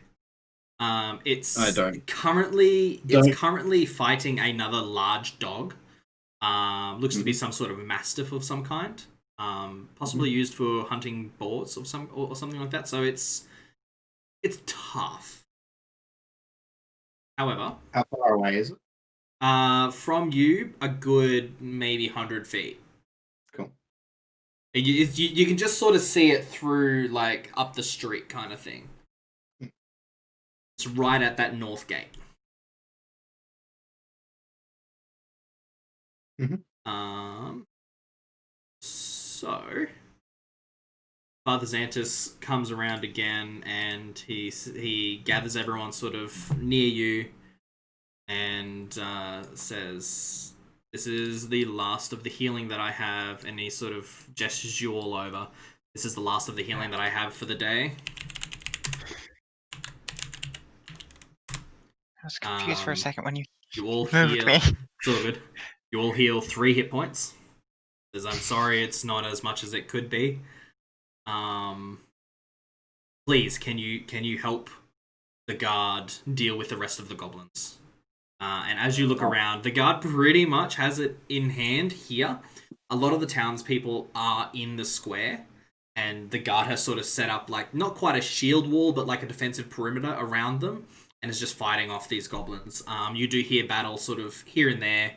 Calls of support, shrieking, singing goblins, singing that same song. There are a couple goblins still around. You do see one jump off the roof and land headfirst into the ground, and just you hear a sickening crunch, and it's still. You see one goblin throw a torch at a guard, you think, but miss, and it hits another goblin in the back and sort of lights it on fire. And then the other goblin jumps on top of it, and they're just scrapping, and they light each other on fire, and they die a pretty horrific death. That's You all do goblins hear want. a yelping from sort of north of you, and that same song coming from that goblin north of you. And you can definitely see that this dog is most definitely on its last legs. Uh, It's not going to last much longer. I look at the dwarf and I was like, let's take care of this fucking little goblin that is runt. Yeah. And I head toward I head toward it. Let them come. Was all I'm going to say. Where did your Very character go? serious. Toshi, seeing a dog, runs and hides inside of the tent. Okay. I'll make a I stealth yell check. and goblin. I yell and goblin at the creature and was like,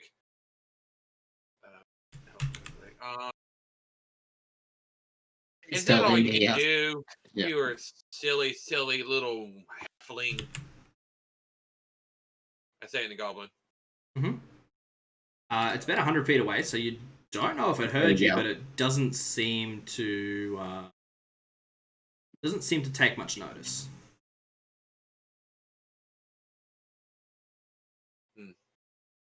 So, All right. as a question, Mm-hmm.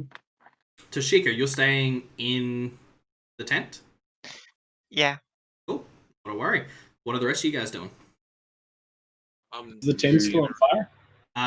That one is, but there are a couple of guards coming over with buckets to put it out. Yeah. I'm going to move 20 feet forward, so I'm about 80 feet away from this goblin. Mm-hmm. Yell out and intimidate as loud as I can. Mm-hmm. And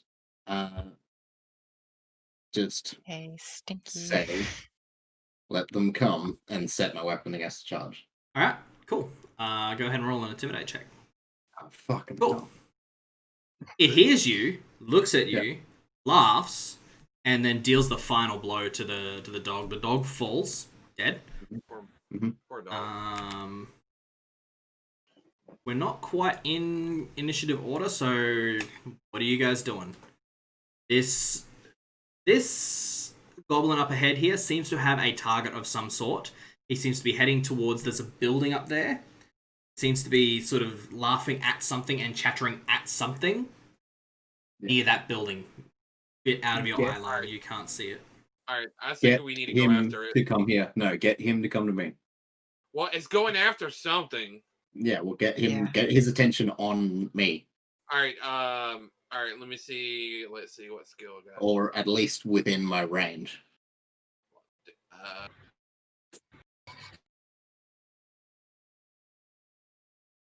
Insult his mother in Goblin. They probably don't give a fuck about that. They're probably like, yeah, she is. No, call him small. Call him small. They always hate being called that. Yeah, I don't really have like any of that kind of skills. You don't have intimidate at all. Better than a +2. +1. I have a +1. But my intimidate skill, it's not the best. What about Toll? I can try intimidating him. Yes, I do have some skill in intimidation. Cool. Shall I give it a go? Yeah. Go ahead. Do I need to be any closer than I am? You'll be fine. Cool. I insulted his mother. Wow. Common. Cool. The goblin comes over. He sort of disappears behind the building, and you hear a screech of terror. And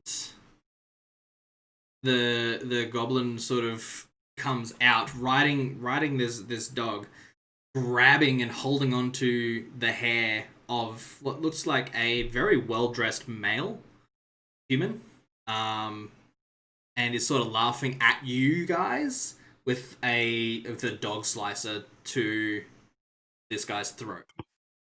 All right, I'm walking up to this fucking thing. Cool. I'm literally walking up to it, getting range of getting dazed, and I'm dazing its fucking dog. Cool. Screw the goblin, I'm dazing the dog. What's the range I'm on dazing daze? I'm dazing it. What's I'm the dazing range? goblin. What is the range on daze? Is It is 25 feet from it. Cool. Alrighty. It's laughing at you the entire time. It's cutting into old mate by the time you get that far. It's Recognize who it is, considering how long I've been here. roll me knowledge local if you can. That's okay. Roll it anyway. You'll probably know. It's more recognizing under. It's definitely a noble of some kind, but you know for a fact he's not from SANDPOINT.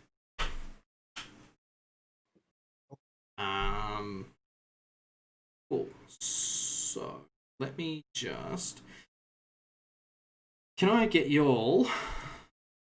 Toshiko, are you following? Yeah, I guess.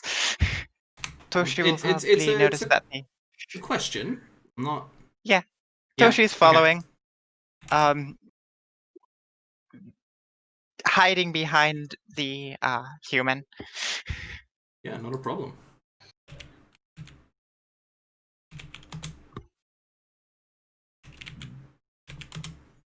Alright, can I get y'all to roll initiative for again, please?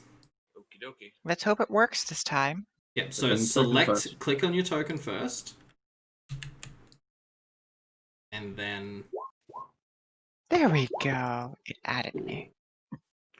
Rough. Rough. oof. I think it's Oh.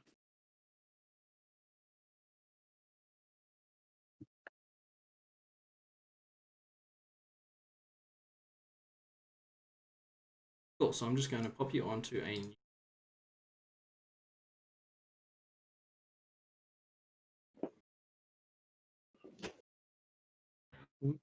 My turn order disappeared. you'll have to open it up again, but it should also Yeah. The turn order thing is still there, but because we rolled on the last battle map, it doesn't move it over to this one. yeah, you should just open it up again, it should be fine. No, Uh, we can't close the turn order. It is, if you look at the turn order, it's only got the two enemies on it. you got the because little we won't- goblin and the. I've got your turn order on, so it's totally fine. There we go. There's mine. Exact same. I've got your turn order here, so you don't need to worry about it.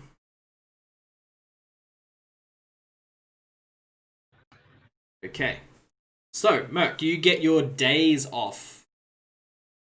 And I'll say this is, since you are going first, we'll say that that's your turn. Yep. Moving days. Go ahead. Oh, I know. I need to go ahead.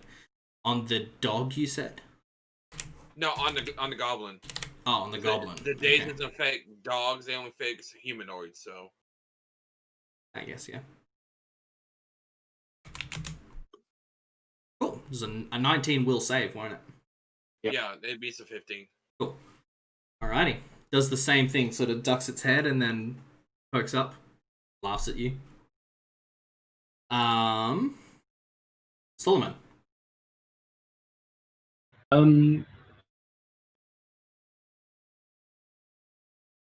Guess its hands are full. I'm just gonna run up and stab the goblin. Okay, go for it. Okay, and back. Oh, I don't actually have to be that close. I'm gonna keep my maximum range if that's fine. What is your range? I'm using a long spear, so 10 foot. Oh, so many ranged characters. Fun. We want to stay out of combat. Apparently. Yeah, don't touch the dog. Go ahead. Don't Awesome. touch the dog. Okay, so dog or the goblin? You said. I think you said the Goblin. Goblin? Yeah, no problem. A 20 will hit, and 7 points of damage.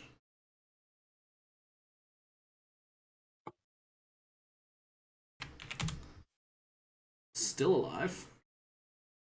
Wonderful. And brings Not us for long, to Toshiko. Okay. Shoot his little ass. It's considered flat-footed. Oh, yeah, that's a good point. And sneak Hasn't attack gone yet. because you're higher for him, so you get your sneak attack on it. Mm-hmm. Oh, I'm gonna take. Toshiko, Yeah. you recognize this gentleman, by the way. Oh, who is it? This is Alden Foxglove, a noble from Magnamar. Ooh. I wave and shoot it and shoot the goblin. That sucks. It's definitely not going to hit. In fact,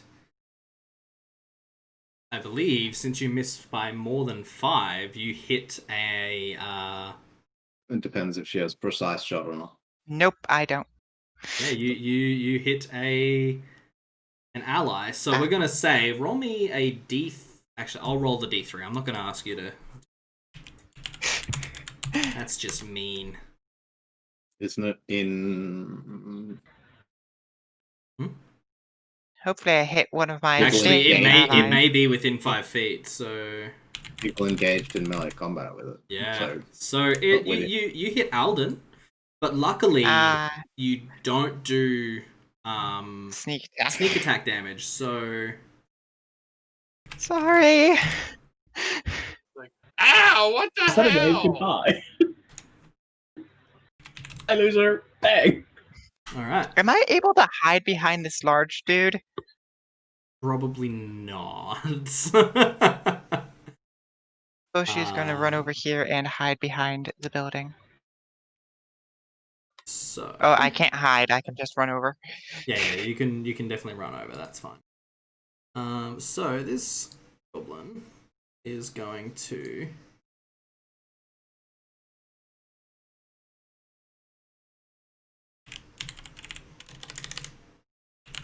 It's going to sort of throw the other guy, throw Alden to the ground. Sort of scrambles in behind this water barrel where he Damn, was. he took a beating. He's going to move the goblin dog closer to Merc. Merc. Is going to.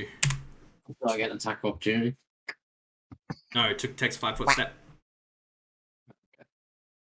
Going to take a.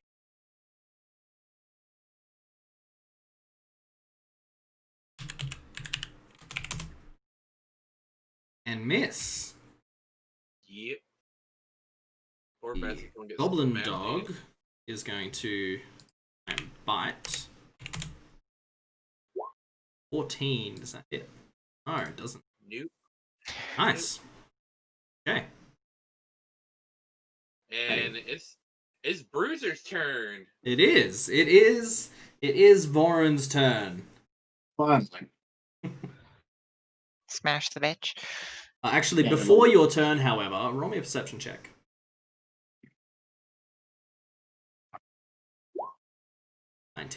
You hear behind you and to your left, from around the corner, some maniacal chuckles as 3 more goblins round the corner, and I didn't want to move. oh, you didn't want to move. Okay, that's cool. And That's a much. they're going to be there. Have they seen me? Do I get an attack opportunity as they've moved into my You threat? would get 1. Yes. You might need to be taking combat reflexes. A 6, however, is not going to hit. So, your turn. Go ahead and make an attack if you so wish. As a swift action, You don't I have am to, going to activate my stone strike. Mhm. You'll see my arms go stone, like slate grey, and then my whole weapon turn the same color. I will say something in Terran under my breath as I do. Yep. Just rolling it in my fingers, I will attack the goblin on the dog. Go for it. Select my attacks.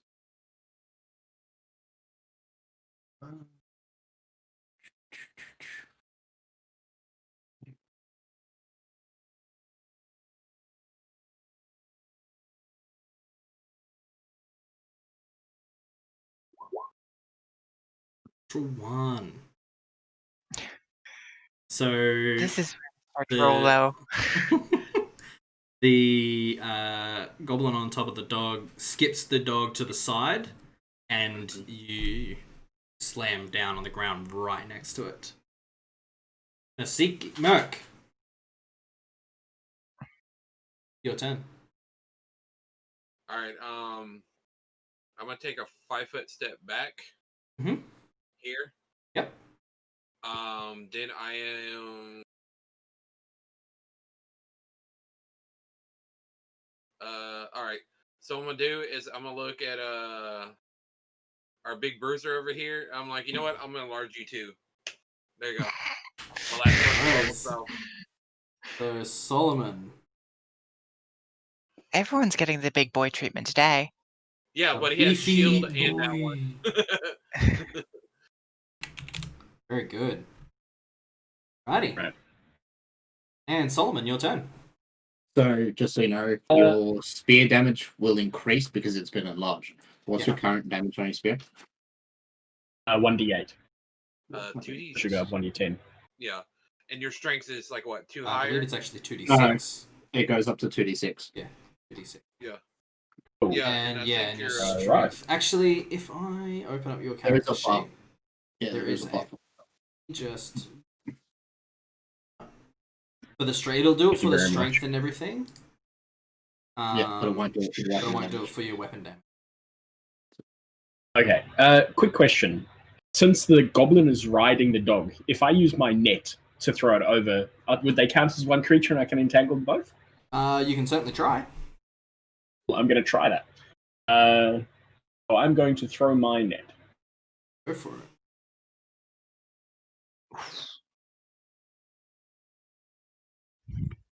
I did set up a net as a weapon for you. You did indeed. I rolled it. so it's a large net. 19 versus touch. Okay.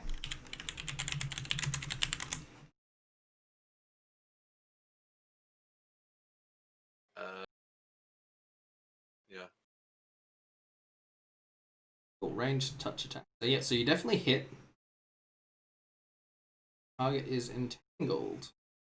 I will say, since it is a large net, yeah. Queens. So you hold on to the other rope. No, what he do is like smash. Just use it as a club, improvised weapon. hey, boys, there's 3 more. Just smash them onto the other 3. Okay, cool. Not a worry. So it is currently considered entangled. Toshiko. Toshi. Okay, is this goblin considered in melee with It big boy? is, yes. Yeah. Damn it. Everything's in combat now. It is. Fuck. That's Okay. what you get when everyone gets enlarged. Okay, Well, I'm so sorry, I'm but, going like, you know. I'm going to take a shot. It's going to be at -4. Yeah. That's 11, shooting with the that's- melee. Definitely a miss. I'm then going to drop my bow and draw my rapier. Okay, not a problem. That's Definitely why I have shooting a into rapier. melee. So, Solomon, you take 2 points of damage, Okay. and at the end of this round, so never mind. Does one of the weird things is that I then hit them, but I could still technically miss them. You could technically, odd. but it's fine.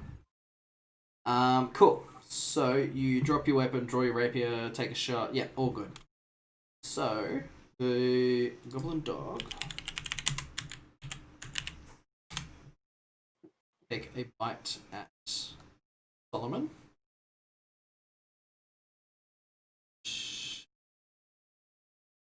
Find 18 will hit. So you take. Yeah. I had 16. Did I get 2 more AC when I gained No, my you strength? actually My lose 2. enlarge? You actually lose. No, you It's lose 2 AC. one. Okay, thank You you. lose one. You lose one AC. You lose 2 to your dex, which gives you 1 point down, and then you lose 1 to your AC. So So technically, you it lose is 2 to your 2. AC. Yeah. So you take 8 points of damage as the dog bites you, and I need a fortitude save, please. No worries. 9 and fortitude. 8. Cool. Mm. As the bite latches onto your arm, you see it rip your skin, and immediately, pretty much all up your arm, there's like a gigantic red rash just start to spread in almost immediately. You take a -2 to your dexterity and your charisma for 1 day, Oof. as you have an allergic reaction to the goblin dog. Killed the goblin dog. And now the goblin on top of it going to take his turn. An 11 will not hit. Nope. Luckily. So that's fine. The other 3, one's going to take a 5-foot step forward there, and this one is going to run in. So Vorin, you can take a attack of opportunity against that last guy. Smash action. Ooh. Fucking thank you. 20. The proper pace, like, you know what? You just and poof, you hit him so hard, his football-shaped head just flies off his body and splats against that wall. You see, just here. It's just, it's gross. But It was like 2. damn, That's a 20-foot hit. it is solid effort. I mean, the body follows, but it's separate. You ever punch someone so hard their head came off? No. Alright, so the other 2 are going to take swings at you. 6 and a 13 is not going to hit. The 13 will. 13 will? Oh, won't. Your AC is 14. Oh, no. Okay, cool. And it's your turn, sir. Dear. My turn. Your turn. My turn. Okay, I thought it was mine. So my weapon is going to turn back to its normal Mhm. metallic colors because I wasted my fucking stone strike. That's great. Thank you. You're welcome. I am mad at Roll20 because it always does this to me. Always. What's it doing? Always. It rolls fucking low Yeah. for me. Yeah. Same. Mm. Which is good for you guys, but Yeah. You can roll though. I'm fine with that. I'm gonna continue the momentum from misting old mate. Swing around and drop down on the goblin. Hopefully, thank you. Which one? On the lead goblin. Lead on goblin? the dog. Yeah, no worries. The dog. Yeah, And for sure. Hopefully, there's carryover of me coming down and breaks the dog's back. I mean, I would say if you critted it, yeah. Roll me 1d6. Actually, no. Since it was a side swipe, it'll be a continued side swipe, and it'll just knock him straight off the top. Sure. That's how it worked in my head anyway, so. It's not what I I mean, said. he's still in the fine. net. That's how it worked in my head. Yeah.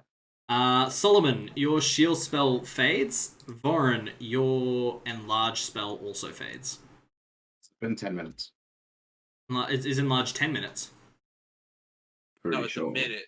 Is it a minute? Actually, no, I think you might be right, Chuck. Yeah, they're a minute. Shield is a minute, and enlarge is a minute.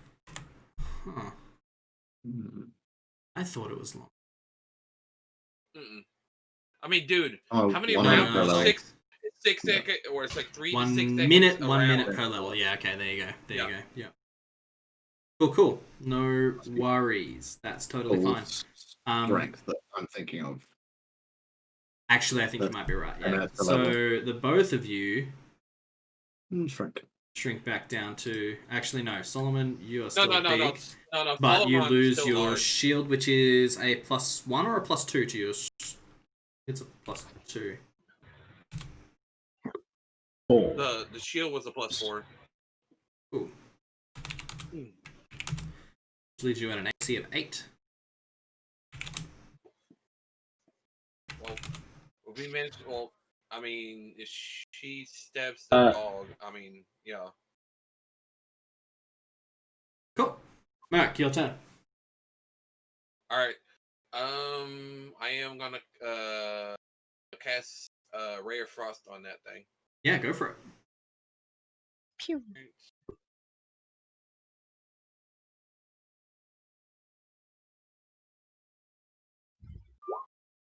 A 14. Does a 14 hit? 14 It's does a hit. ranged So go ahead and roll. It's a ranged touch attack, so yeah, 100% will hit. Yep. Yeah, go ahead and roll damage. 2 points of damage. Hey, I'm not touching the fucking thing. You can kiss my ass. I mean, look, that's fair. Alrighty. Solomon, your turn. Right. Spear attack against the dog. Go for it. Oh, Come on, rough. The The hell? dog definitely sees this stick as so much fun. It grabs onto the end and is like sort of wrestling you for it. You pull it back, but unfortunately you do not manage to do any damage. Toshiko. Toshi is going to run over here and run over here, not wanting to get near the dog. Mm-hmm. Is And that they are going to make. What's up? Alf?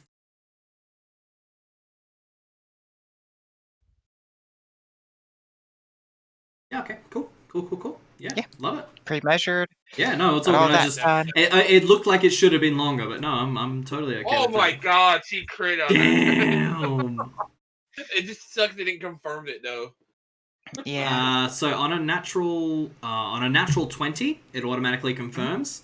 Anything that is not a natural 20, I roll to confirm, because there's nothing worse than like rolling like a natural 20 and then you don't confirm. Yeah. But like the expanded crit range, I definitely see the need for confirming crits. So you do deal 2 points of damage. So And much brings damage. it back to the dog's turn. And the oddest thing is, I think I have the highest AC out of everyone here. Actually, I thought she did 3. She did 2 from her the rapier and 1 from the crit Didn't damage. confirm. I the didn't crit did not confirm. confirm. Oh, Because it's okay. a 18, not a natural 20. Okay. No, I think your AC is actually the same as everyone's except for Solomon's. Everyone's got the same AC except for Solomon. Well, Oh, poor that's on Solomon. him not wearing his armor. Yeah, Hopefully right. he learns next time, wear your armor, bro. Right. I was traveling before coming to Sandpoint. Okay, so Goblin Dog It is still entangled. going to take. Yeah, it definitely is still a tangle, so it can't move. Still attack. A 15 against Solomon is gonna hit. Is it taking its entangled penalty? Yeah. Because I have to look Good up call. these No, good penalties call, so good that I call. know if I So can it's only a sneak. -2, so it's still a 13, Thir- which will hit. So Yeah. Aw. 1d3. Yeah, unfortunately, if he didn't get massive dex and dex, so.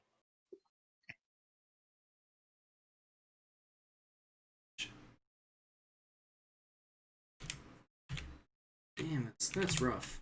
You do end up taking a grand total of 8 points of damage, and you fall unconscious again. And the other 2 goblins are going to both take attacks against Vorin and against Toshi. Yes. 18 Toshi gets will hit. hit. Good thing it's not a crit. Right?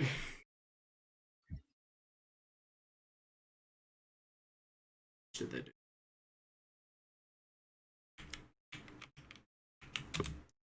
You take 3 points of damage.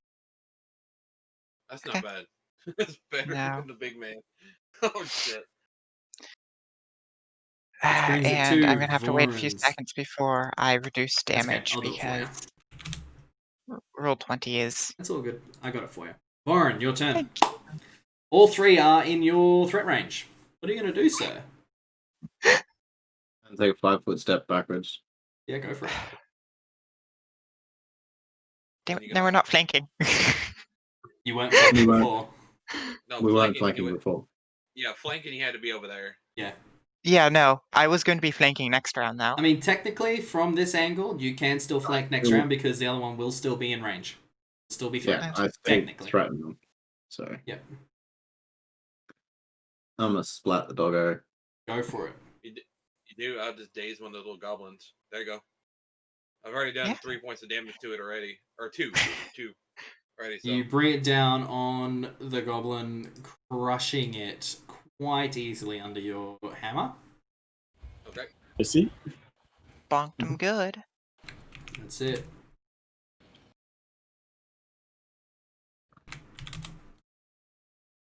Brings it to Merc. Your turn.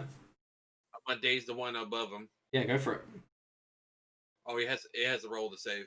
Oh, yeah, that's right. Thank you. You're welcome. 15. Roll the 3. 11. So it is dazed. So what does dazed do? They gain the dazed condition. It can't do anything for a turn, but it doesn't mean like it'll get any penalties from AC or anything. It just Right. literally just sitting there go like, Like no action, but has no AC penalty. Yep. So it's just until like it's next, until like the not this turn but the turn after. No worries. So- I'm just gonna put like a Yeah. nice yellow dot on it.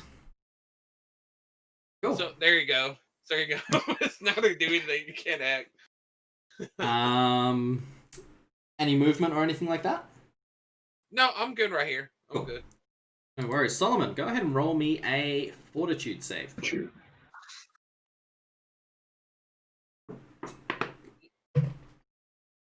You take 1 more point of damage.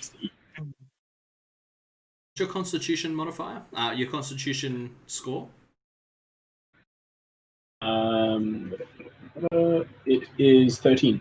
13. Okay. Yikes. Toshi. Your turn. Gonna take a 5-foot step and stab this bitch. I am flanking, correct? You will have to Right. move another 5 feet up. Yeah. If you would like to You would have- move there, you can try and roll an acrobatics check versus their CMD. Okay. So go ahead and roll an acrobatics check to move through a threatened square without provoking. I'm just barely not flanking. Yeah, just barely. You need to go like 1 more square, quote unquote, up. So go ahead and roll me a acrobatics. Yeah. Yep. Cool. Cool. Yeah. More does than it. enough to stop you. Flank and get your Right sneak attack. there will have to be. Yep. So go ahead and roll an attack. Another crit. You skewer it perfectly straight through the face, through the back of the head, out the face. Its nose grows a good 4 or 5 inches like Pinocchio, and it gurgles and dies. I sort of take it and flick the blood off. Oh yeah, just... Ew. And so Daze, it can't do anything. Is that correct? Nope. Yep. Brilliant, Vorin. No, What are you gonna do? I wonder. I Yeah, get the one go Bonk. Crunch. and it's just standing there like, oh, pretty stars. All right. As So, you very neatly, Put its head between its feet. yes, Yeah. yes. So you could channel healing, right? No. Mm-mm. Damn. Next level. No, I can't. Stonelord doesn't. I'm pretty sure Stonelord doesn't get channel energy. I think the Or- only thing they get is lay on hands, and that's it. And that was not till like next level or level 3 or something like that. Yeah. It's Yeah. level Unfortunately, 2. I don't have a healing spell. If I I can attempt a heal check. But that Uh, only stabilizes him, and you should let me do that because I've got Yeah, heal. yeah. I mean, Oh, wait. if you got good enough heal, might as well do it. I got +6. So I'm actually going to take care of the noble. Okay. So Solomon, while they're sort of having a discussion, roll me one more fortitude save, please.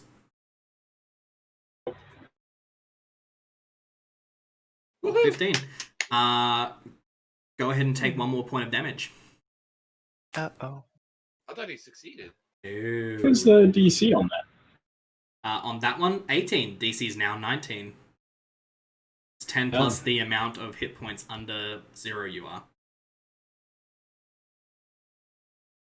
However, that heal check will stabilize. So, starts sort of performing basic rudimentary first aid, patches you up, stops the bleeding. As Toshiko, you head over to Alden. Mhm. He immediately recognizes you and sort of off-put by your presence here. What was your surname? We both know this. Yeah, we know this. I'm not asking you because I don't remember. It would be Deverin. Deverin. Okay. Mhm. He says, Lady Deverin, it is I give him the interesting. biggest stink eye ever. Yeah. It is interesting to see you here in SANDPOINT. Why? What brings you here? And he sort of looks at you and then looks at the others. Roll me a sense motive. Whom? You. Oh, okay. At least I'm good at that. Skills. Sense motive. Yeah. Oh, interesting. Good to know. Noted. He says, in any case, thank you, all of you, so much for saving my life. If you hadn't have come, then I surely would have died. I am sorry about the arrow. Look, it's not any worse than this. And he lifts his arm up, and all under here, it's completely soaked. As he's got this gigantic cut, almost from one side to the other, opening up his bicep and just soaking him. He's like, it's not as bad as that, but Yeah, I feel kind of faint. You It's a want to do a lot. heal check? Go ahead and do a heal check if you like. He looks at you, Vorin, and says, "You, sir, Master Dwarf, your prowess in battle is matched by none. May I ask where you learnt that?" He's a goblin stomper. Wampa stomper. Wampa stomper. I'm just gonna say it was a gift of the night. The 9th. I see. Yeah, I didn't help at all. So In any case, he sort of looks around and he sees the dog that was killed earlier. He says, "It's a real shame. He was my best. However, loyal to the end." And he looks back at the rest of you and says, I'm going to be in town a few more days. I'm staying at the Rusty Dragon. When you get a chance, I'd love to talk to you more. And perhaps he seems to linger on you a little bit, Vorin. You all deserve some kind of reward for saving my life, and I thank you. Now I'm going to get this taken care of before I fall over. and he wanders off south. I'd The say, only like, reward is after the- Korog's blessing on this town. Yeah. Would you like me to look at that for you before you wander off? Or Yeah, he might perhaps able to assist you find in the- getting to a surgeon? He's getting a little. You can see he's getting a little dazed now. He's like, if you like. It's been asked me. Cool. Cool. At least stem the blood and Yeah. and So you definitely are able to patch it up. It's still bleeding a little. You feel like a surgeon is going to definitely be his best friend for the next couple days. And to stop any sort of lasting damage. Yep. But yeah. He bows to you and says, "Thank you, Master Dwarf. Please come and see me at the Rusty Dragon. We'll have dinner, and I may have an interesting reward for you." And he heads off south, back down towards the town, probably to find a surgeon. Good. or go to the priest. I want to listen for any more sounds of dwarves, goblins. You listen, and it's eerily quiet. Cool. That weird, like Chanting. zero sound, the weird Yeah. stillness after a battle or after a confrontation of some kind has fallen over the town. You do definitely get the feeling that the town is no longer being besieged by goblins. going So to, I look at our dwarf friend here. It's like we need to drag the big man back to the. We need to drag big man back to the back to the chapel and let the priest heal him. Hopefully, in the morning. I know. At this Right. point, there's a couple guards heading your way. You seem to be the last battle that was going on.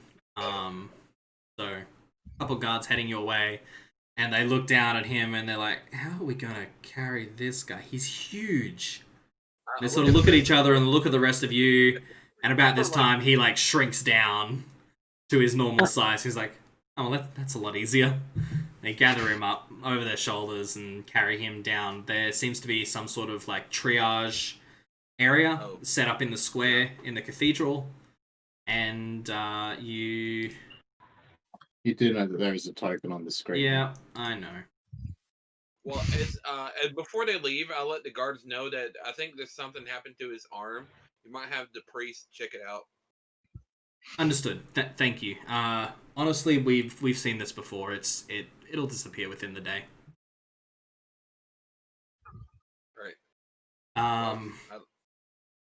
Go on. I was just saying, I look at the other two, and I'm like, well, that was an interesting festival. I go over there and find a thing of liquor to start drinking. just get a mug of something. Sit down on a barrel. Amiko is sitting there, and she has a rapier in one hand. She's just sort of leaning her back against one of the barrels. It says, "Help yourself." And she's got a mug of the red. No, sorry, mug of the stout, and she's just sitting there, just rapier in one hand, just leaning, just.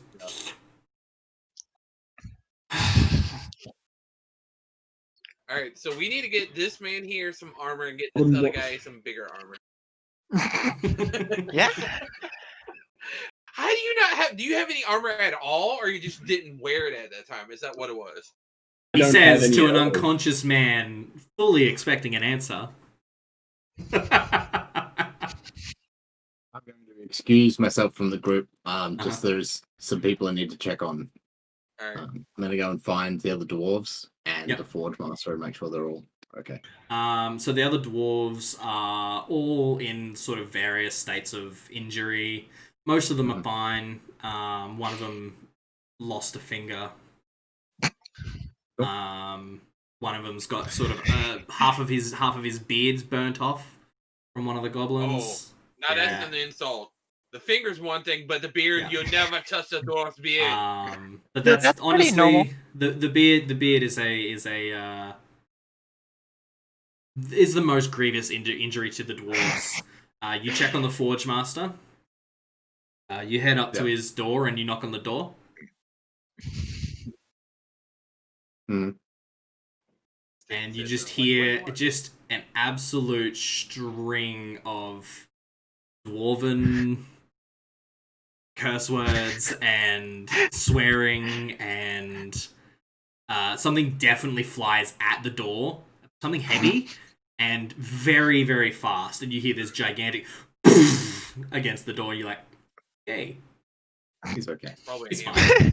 He's fine. Like, go away. And then after all of that, you hear the loading of a shotgun. You're like, yeah, he's fine. He's fine. Okay, I got a question. So if a dwarf is having some private time with his girl, what do they leave on the door? Is it like a hammer or something? I mean, it's Like, obvious. he It's comes through? obviously a hammer. Sure. Two beards.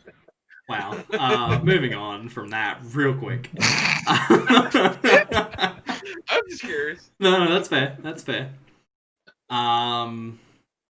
Stop by the little temporary shrine that I built near the Forge Master, wherever. Yep, no worries.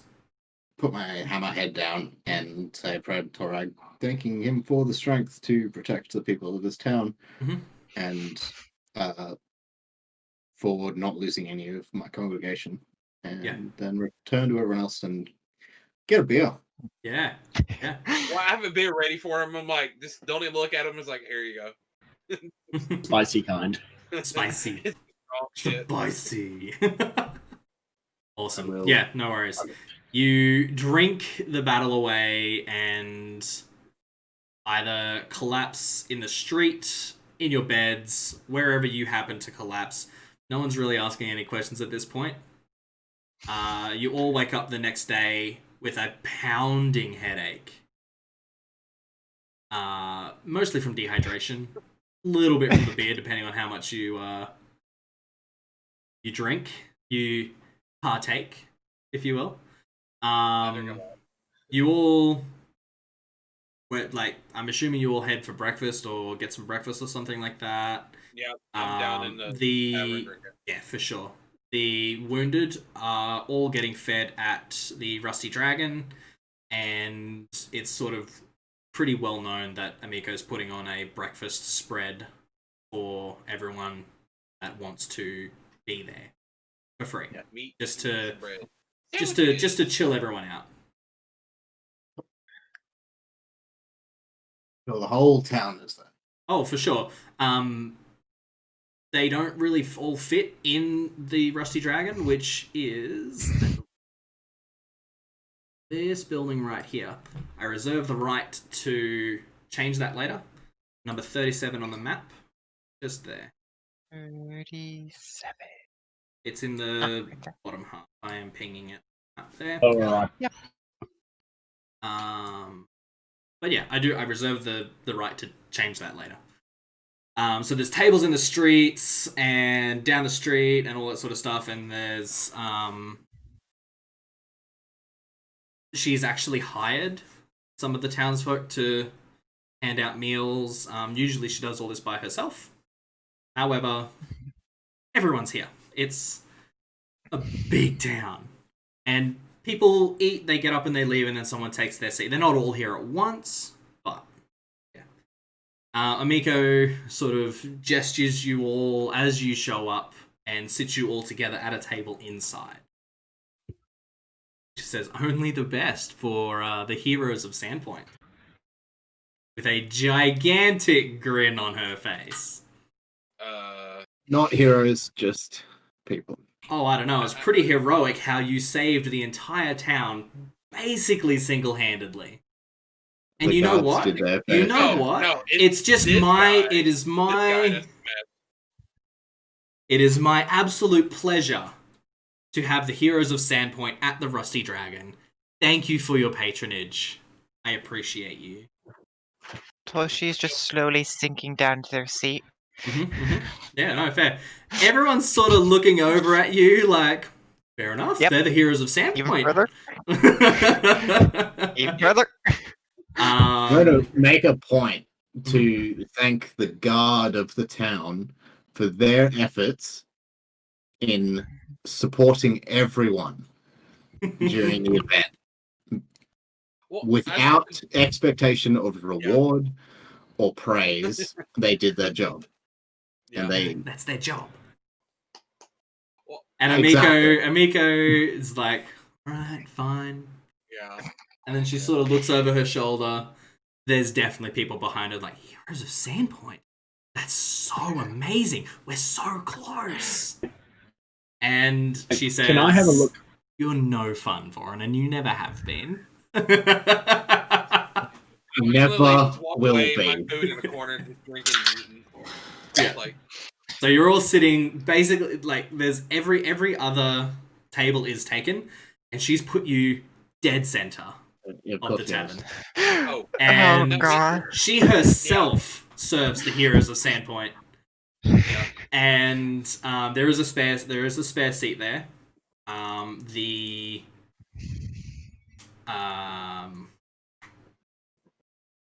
The sheriff Hemlock.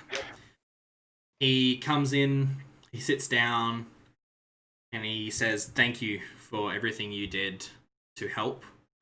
You were the only group, apart from the guard, that were able to stand up to this incursion. Mhm. I appreciate it. However, I do want to let you know that several of the little menaces were caught alive. They are proving useless when interrogated. They don't seem to know anything about this invasion, as they call it. They were just given orders to kill everyone in town and burn the place down. None of them can even name their leader's name. Of course, they just say that he was one of you Longshanks, and that their leader was on a secret mission to the town's graveyard. Most of the goblins that we caught say that. None of them know what the mission was. It was secret after all.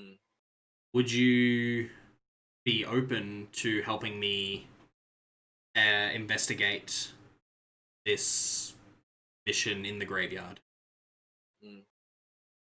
Oh, as this is going about, I'm having my mug in my hand. Yep. Ray of frost to make it cold and just drink. Nice. Anybody want some? You want a cold beverage? Toshi is like half, like, like Toshi's slouching like- in a chair, like you're halfway down. Toshi is pretty much just like back at the bottom of the seat, just trying to sing under the table. Help me.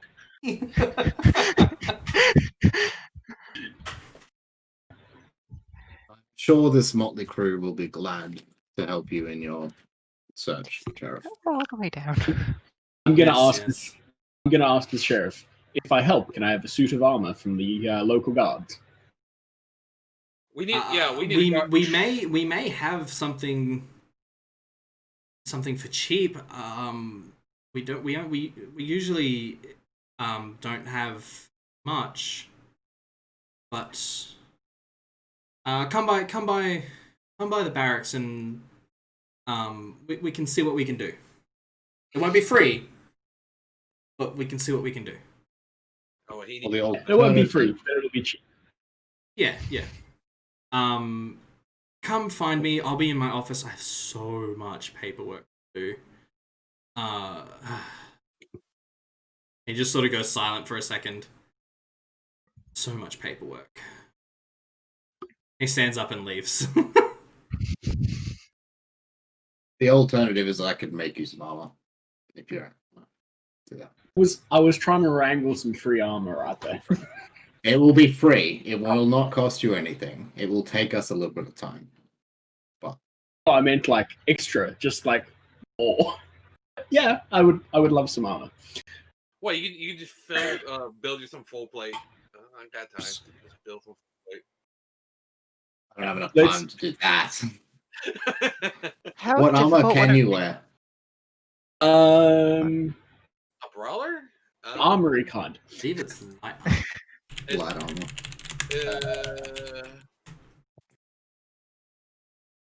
Let me have a look. I don't think I have anything specifically armor related, so I should be Light able to wear armor anything. and shield. You'll have a proficiency. Proficient with it should light be- armor. So Yeah. whatever's normal, light armor. Yeah, light armor. I mean, it goes from high or Proficient with light leather. armor and shields. Yeah, so I could do with armor and a shield. Get a buckler. Get a buckler. But you've got a spear, so you probably need to use a buckler. But if you use a buckler, you take a minus to your attacks. So it depends. That's So- only if you're using two-handed weapons or dual He's wielding. using a Which spear. a spear is a Yeah. Okay, two-handed then yeah. So my spear is only for when I want to keep range. As player character, like actually as the character, I'd be saying I use the spear when I want to keep range, and the rest of the time I fight with my fists.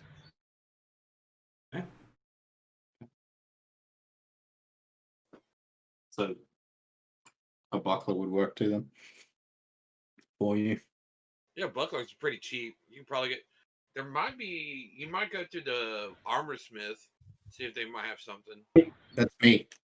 Hi, Oh, you're the armor smith for the town? it's me or the Forge Master, but Ah. you're not going to get anything free from the Forge Master. Oh god, no. As character, I would say I came here intending to buy some goods, including those heavier items that I didn't want to travel with before.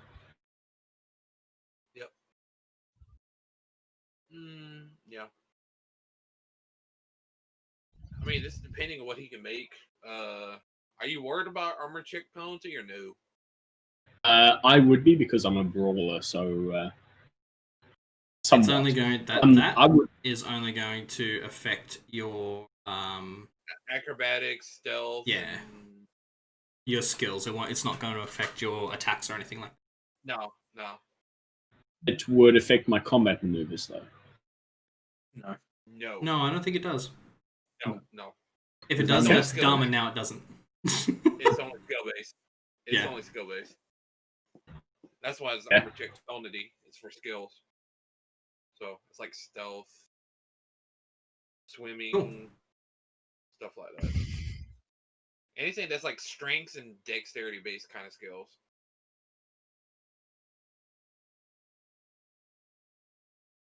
Alrighty. I mean, So you finish up your meal, and it's kind of hard not to notice people staring at you, and the whispers, and you definitely catch the name Heroes of Sandpoint more than a few times.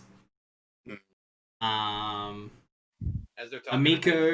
Amiko turns to you, Merc, and says, your room and board at this tavern, my establishment, is completely free for as long as you wish to be here. I'm not sure where the others of you are staying, but I have a room with each of your name on it. Vorin, you drink for free. Forever. As long as you keep providing me with amazing help with my recipes. However, may I get the rest of your names? I don't believe we've really had the pleasure as of yet. Soloman Ashwood. Soloman Ashwood, nice to meet you. I, myself, am Amiko Kaijitsu, owner and proprietor of this fine establishment. Okay, can I get a spelling on that? Ameiko. Can you type it into chat? Yeah, I'll pop it It in. might be easier to type it in the Discord Yeah. or something. Put it in the Thank you. Roll20. It's a kaiju! Kaiju! So, Toshiko, you recognize this name. Mhm. It was one of the four founding families of Sandpoint were the Kaijitsus. Along with the Deverins, the Scarnettis, and there's another family that I can't remember off the top of my head. Yeah. However, the Kaijitsus own apparently a tavern and a glassworks. Scarnettis are get this actual information because you do know this because of your upbringing.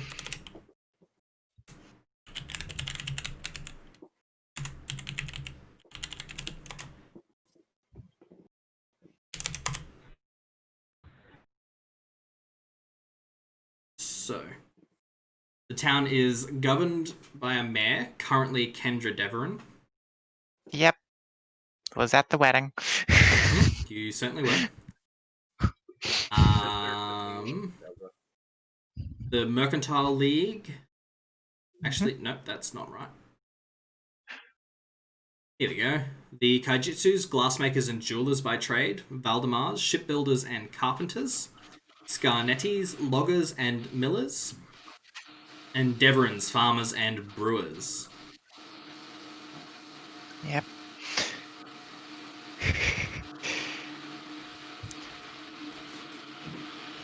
Okay. Is someone raining where they are? No, it's just my kettle. Oh, okay. That's real loud. I was very confused. Hang on, let me just fix the sound. Okay. Alrighty.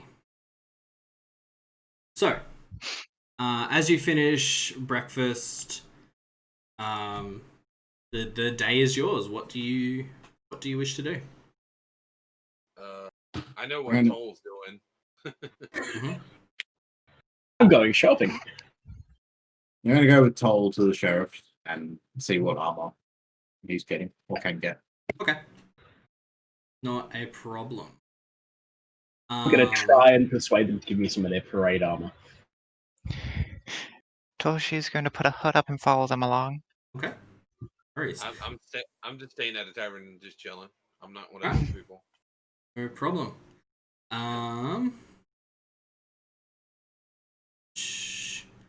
So, you head over to the barracks and knock on the door. The couple guards outside, they let you through the door, and they tell you where the sheriff's office is. He's not here at the moment. However, one of his deputies nods to you and says, I was told to possibly provide you with some armor if we could.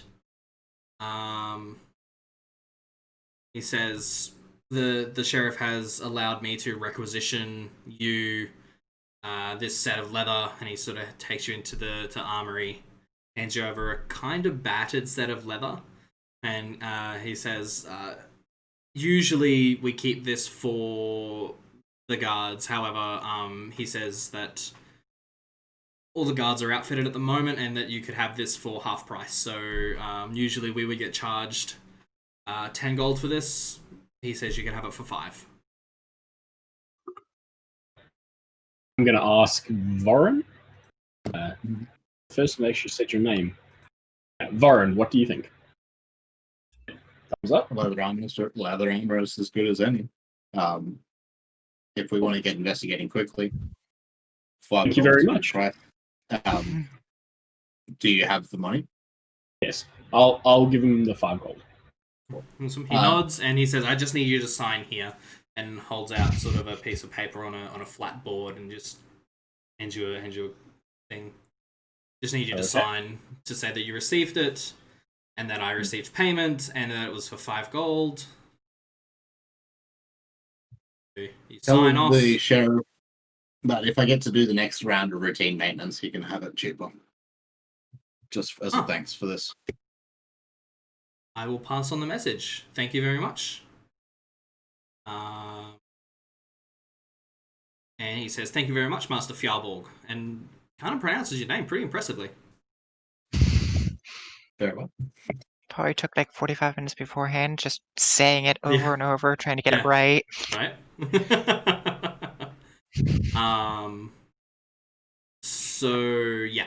So he hands it over. You don it pretty quickly, super easy. He says the sheriff won't be back until midday. He is doing patrols to just make sure that there are no other incursions of the kind we had yesterday afternoon and last night.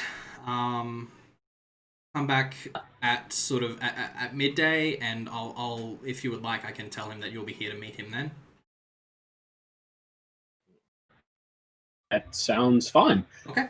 I want to ask where the goblins came from, if they know where these goblins came from. Not yet.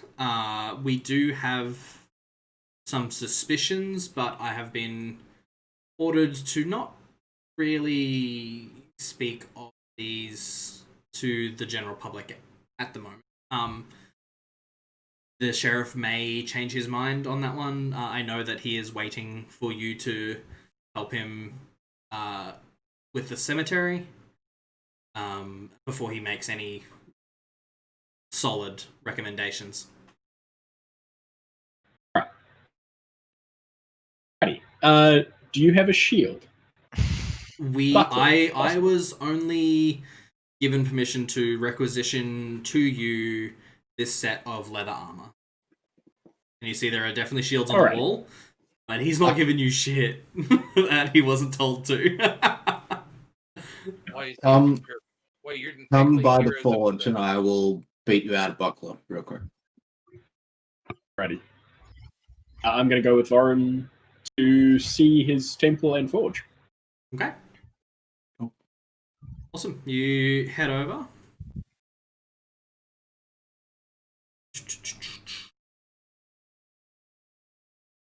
So where was the sheriff's office? Sheriff's office is this one here, number 10. 10. Okay. And then just across the street there, so the number 10 is the barracks, number 11 is the jail. Ah. Okay. When we're on our way to Vorin's area, do we pass through any markets or anything where there's goods for sale in general? No. So Vorin is probably... Actually, Vorin is just down the street here at 21. Okay. Or just near there, not quite, but like around that area. Alright, Okay. so crafting.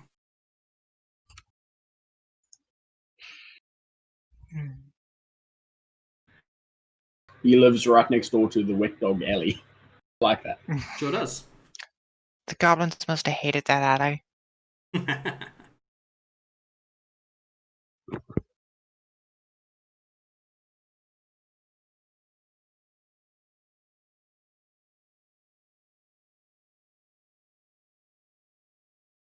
So...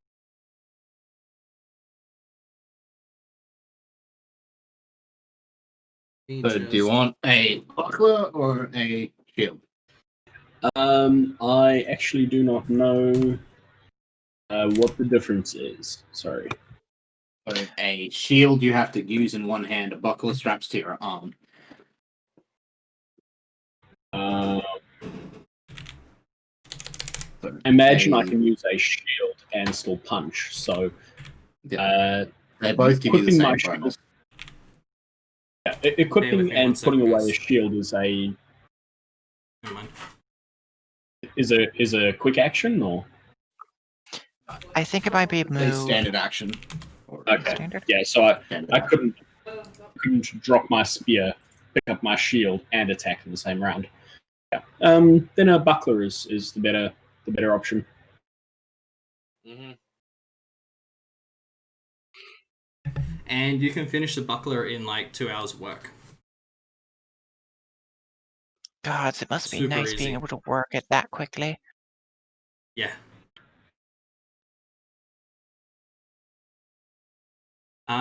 Cool. So you guys, as Vorin is finishing up the buckler,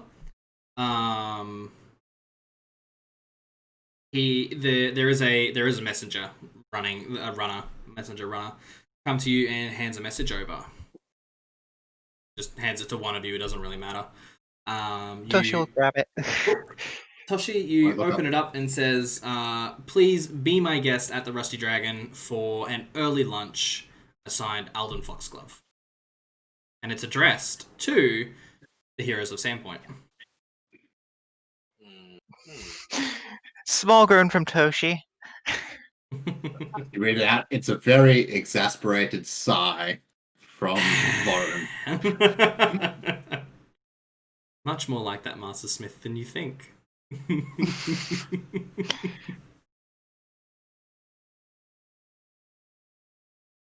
Alrighty. So, as soon as you finish, I'm assuming you head back to lunch with a noble from Magnemar, which you can't really say no. Well, Toshi can.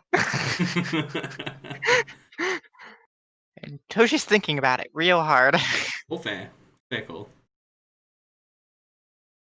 In any case, you head back to lunch, sit down, and the crowds have sort of died down since Amiko has now resumed charging for her meals. The standard service. Standard service, of course. And you sit down to an amazing meal of just fresh cut steak or fish or chicken. Totally up to you. You order whatever you want. Sets it down in front of you. Leafy greens, roasted potatoes, meat. And The real question is there any fruit? there is, if you ask for it. Okay. That's very expensive. It's there. And you guys, she has resumed charging everyone else. Mhm. Not you guys. Not the heroes of SANDPOINT. As she says, as you come in, the heroes of SANDPOINT back in my humble establishment. Thank you Toshi brings very that much. last. The Toshi standard, brings please. the hood even further over their head. Is it now later in the day than it was when we had the fight yesterday? Yeah, so it's probably about No.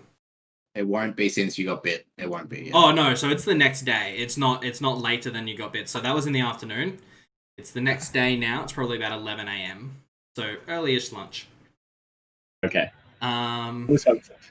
So Alden sits down with you and says, "Please, I am under the impression that none of you are paying for this meal, so I'll just pay for my own, and I have to come up with another way to thank you for saving me from certain goblining. However, I do have an idea. I'm going to be in town for another week or so, and I was hoping to go on a boar hunt in the nearby Tickwood Forest. I would like to invite you along if you would like to come with me and take part in a age-old tradition. What do you say?" Have you been boar hunting before? I have a few times. I usually take a entourage with me, someone who can look after any wounds that may, any sort of kind of nursing his arm there, sort of underneath there. He says someone that can take care of wounds that may be inflicted on myself or any of my party. And, of course, soldiers to assist in the dispatching of the boar, and some hounds, of course, to flush it out, all that kind of thing. I did lose my best hound yesterday afternoon. However, I do have more, and they are not as well trained or as well liked, let's say, but they'll do the job. He seems very confident. Can I find out any more about this guy through my knowledge of local? You? No. All right. That would be me. No. What do we know about this guy? He Apart from almost you got say- killed yesterday. And he is most certainly a noble of some kind. That's pretty much all you guys know about him. Vorin, When you did know you he's get from here? Magnemar, and he sort of occasionally spends the day or a couple weeks in SANDPOINT, and he does usually go on a boar hunt of this sort of caliber. he looks at you as you speak, Toshi, and he says, Lady Deverin, I myself only arrived the day before the festival. I wanted to avoid some of the crowd coming into town in the morning, and I stayed here at the Rusty Dragon that night and last night as I said. I was hoping to go on a boar hunt in the next week or so. However, I am told that you are helping with the investigation of the invasion of goblins yesterday, so it can wait until after that is concluded, and I'm more than happy to go when you are ready. He's pretty insistent on this boar hunt. I'm not gonna say no. Sorry? I'm not going to say no. Okay. Here you go. He says, wonderful. I will keep an ear to the ground, and I will send another runner to find you when I hear that all of this unpleasantness is behind us. Thank you very much for having lunch with me. He finishes up eating as you sort of have this, and says, "Oh, before I forget," and he drops four pouches in front of each of you. And he says, "Just as a token of my gratitude, and as a reward for saving my life, on top of the boar hunt, please accept this small token of." And you pick it up. 10,000 gold. 50 gold pieces. That's still 50 gold pieces. Yeah. And he sort of goes to stand. He says, when you're in Magnemar next, and he sort of looks over at you, Toshi, my lady, especially you, please drop by my manor. And he gives you an address, and he says, I will be more than happy to entertain.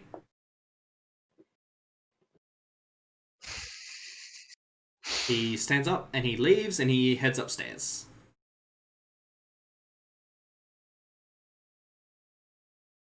Awesome. At this point, I need to buy some it's at this point it's just about 12 o'clock, so you do have a meeting with the sheriff coming up very shortly. Can we run through anywhere where there's a market? I'd like to get some definitely. healing That's potions or entirely possible. Yeah. Vorin would know where they to are. not die. Yeah, no, definitely. I Yeah, mean, can you we were just afford it? given 50 gold pieces. You could buy a healing potion each, so you know. I think that's what the hint is. So Vorin, you would know that the healing potion trade is mostly run out of the cathedral itself, or whatever church they are currently running out of. Yep. You did get word first thing in the morning from Father Xantus that he performed the consecration himself overnight and didn't really make too much of a fuss out of it after what happened. Nobody was really in the mood. They just wanted to go home, go to bed. I'm Yep. a little bit disappointed that I didn't get to participate in the consecration. He does say that he did leave Torag's section untouched and unconsecrated if you would like to do that yourself. Yes, I would love to. Sorry. If it was a runner that gave me that message in the morning, I would have told him to get back to old mate to say that I will do it this afternoon. Yeah, perfect. Not a worry at all.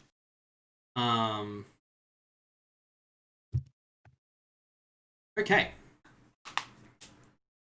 So, you head up to the marketplace, which is the same area where the festival was yesterday. So you head up there. It's in the same area. So there are. What are you looking for? I'll take advice on anything that's going to save my bacon. Yeah, not a problem. I mean, you do already have armor. You already have a shield. Only thing that you probably think that might be worth picking up, a couple healing potions. You know that you can get them for 50 gold apiece at the cathedral. as Vorin explains, they use that to sort of fund their they use that to fund their congregation. One of the ways they would. One of the ways, yeah, definitely. Donations are always appreciated.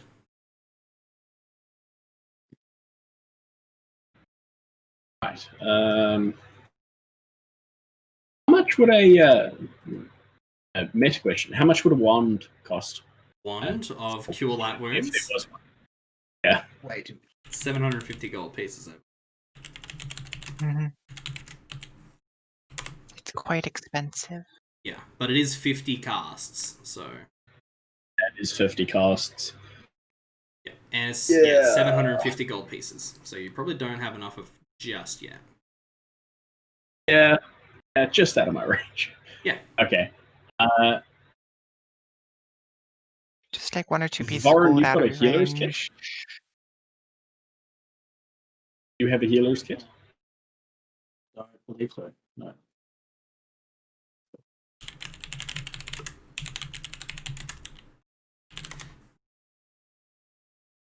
$50 gold pieces. Hmm. Yeah, they are. They have, It's not they have worth 5 uses. taking. 10 uses. But it's only for heal checks, not Yep. for actually healing you if you take damage. I mean, you can Okay, heal. Yes. Okay, well, I guess 1 potion for me. Okay. How much is a potion? 50 gold pieces. Yeah, can't afford that.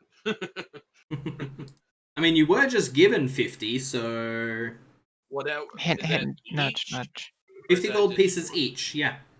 All right, I can get 1. I'll get 1 healing potion. Yeah, cool.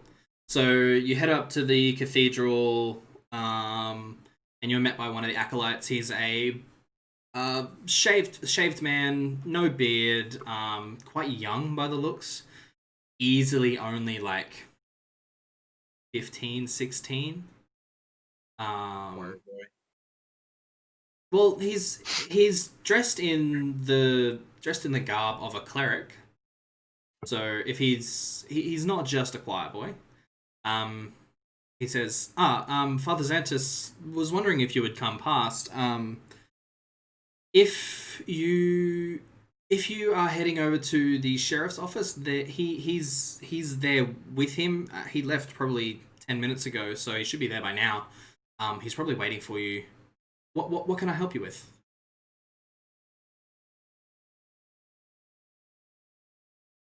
My compatriots would like to buy some potions. Potions. Oh, the healing variety, I assume? Of course. Correct. Father Xantus did say that you probably would. Yes. They are 50 gold pieces each, and any profits go towards the church itself, upkeep and whatnot. Okay, I'm gonna pay for 1 and Okay. Yes. Thank you very much. And he takes the pouch of 50 gold. He says, I don't know if I count this. It's fine. Hands you over a potion. He seems a little bit starstruck. thank you. I Such a pleasure to do business with the heroes of SANDPOINT. Don't say it, lad. Doshi just quietly groans behind everyone. I don't understand, Master Vorin. I don't understand. You are. We didn't do anything outside of what any good citizen would have done, outside of what the guards had done. But you did. I mean, the guards. That's one thing it's expected of them. No other citizen lifted a finger. How many other citizens are capable of lifting a finger? Admittedly, I guess I see your point, Master Vorin. I apologize. An apology is accepted. But I- just bows and. I will see you this afternoon. Yes. We have everything ready for you. all you need to do is perform the ceremony. We have already taken the liberty of notifying your congregation to be here this afternoon. I don't have an exact time, but if you know an exact time, I can let them know. It depends on how long this meeting will take. I see, of course. And Let me know. I'm assuming you'll be dealing with the cemetery issue. I won't say too much because Father Xantus knows more than I do.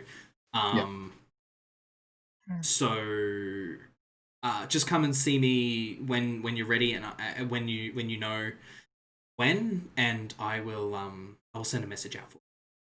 Did anyone else need some healing potions? Wrath is buying one too. You get a discount when you buy 2. Unfortunately, I can't do that. What we need to do is save up money, get one of those wands of like healing, like like the little wand of cure light wounds. Yeah. The sale right now is buy 20 get 1 half off. I mean, yeah, that's fair. I will share mine. I'd say to the party, I'll share mine with anyone who comes into need. I mean, you're the one who goes down fast enough, so apparently it's you. Yeah. Were you buying one? Somebody else should really carry it. Yeah. That way, they don't have to try and fish it out of your pack to give it to you. Were you buying one, Merc? Yeah, I'm buying one. Okay, cool. He hands over another one. So that's just 50 gold pieces. Hand over the gold. Thank you very much, sir. Anyone else? Was that everything? Will anyone else would be buying a healing potion? You, my lady? I think so. Nope, I'm good for now. Okay, thank you very much. As I said, let me know and I'll send a message out to your congregation when you're ready. Thank you very much. And I'm supposed to say, the Church of Desna appreciates your contribution. Get that right? I do sort have of a question. whispers to you. You did well, lad. Thank you. You did well. Thank you. Yes, a question. I do have a question. Yes. Something the sheriff said to us was there'd been some tampering around in the graveyard. Yes. Do you have anything that could help us if there is foul magics going on? Those potions work just as well on people as they do against undead. Just saying. Okay. That is the extent of my knowledge. That's all I got. I mean, like, you can also beat them over the head with a stick. This is true. We'll leave you to your... We will leave you to your services, lad. Thank you. And enjoy. And he bows to you and turns away, and you definitely see like just a little bit of like stardust in his eyes. He's like, gosh, oh my god. I'm not going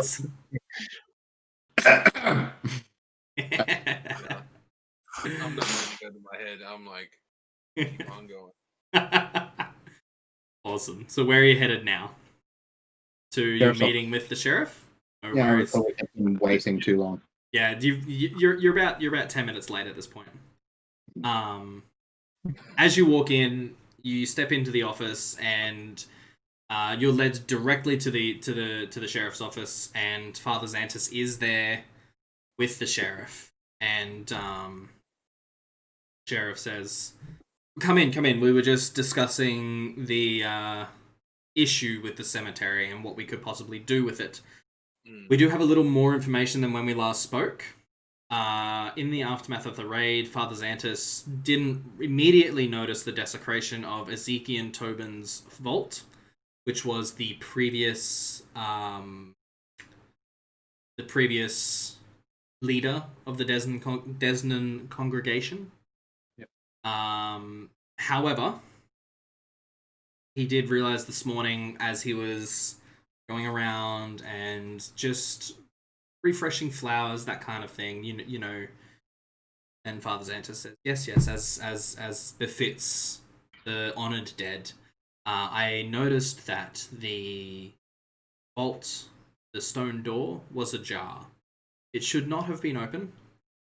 And I know that you four acquitted yourself incredibly well yesterday during the invasion of the goblins. I was hoping not to risk our guard where they are needed in other places and possibly leave us open to another invasion.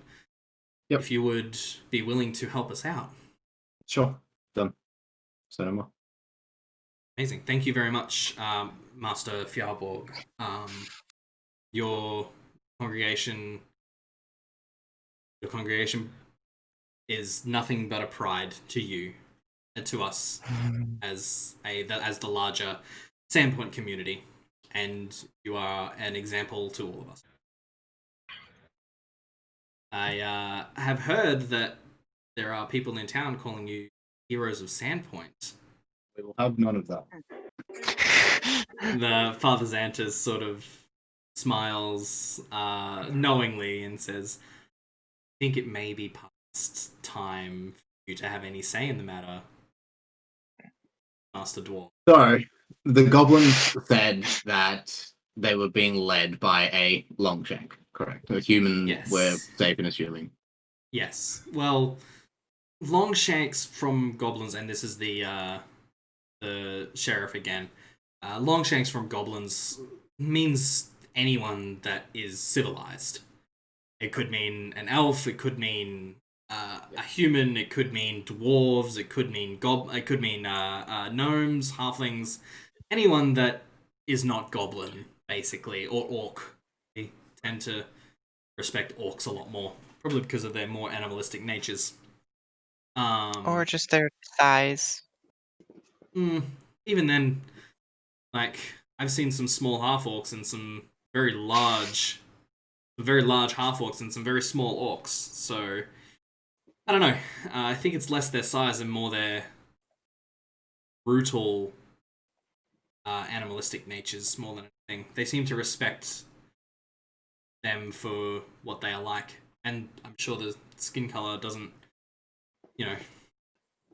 makes sense. They're both green.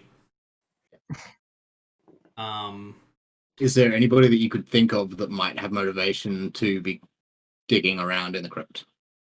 Honestly, no. None that I can think of. Are you sure? I'm sure. No, like, there is nobody that I can think, and this is Father Xantus, there is nobody that I can think of that would have any interest in Father Tobin's remains. It doesn't make sense. I'm gonna sense And motive. there's nothing in there other than his remains. Yeah, go ahead. Roll sense motive. Okay. Is there Don't any rituals or anything you know of that might involve using a holy man's remains for some dark deed? Nothing. Oh, there are many rituals, but most of those sorts of rituals tend to be Beyond goblin comprehension? beyond goblin comprehension. And like I said, I don't know who else and what Longshanks, as they say, what human may be behind this. Doesn't make any sense. Have you been having any problems with cults? No, none at all.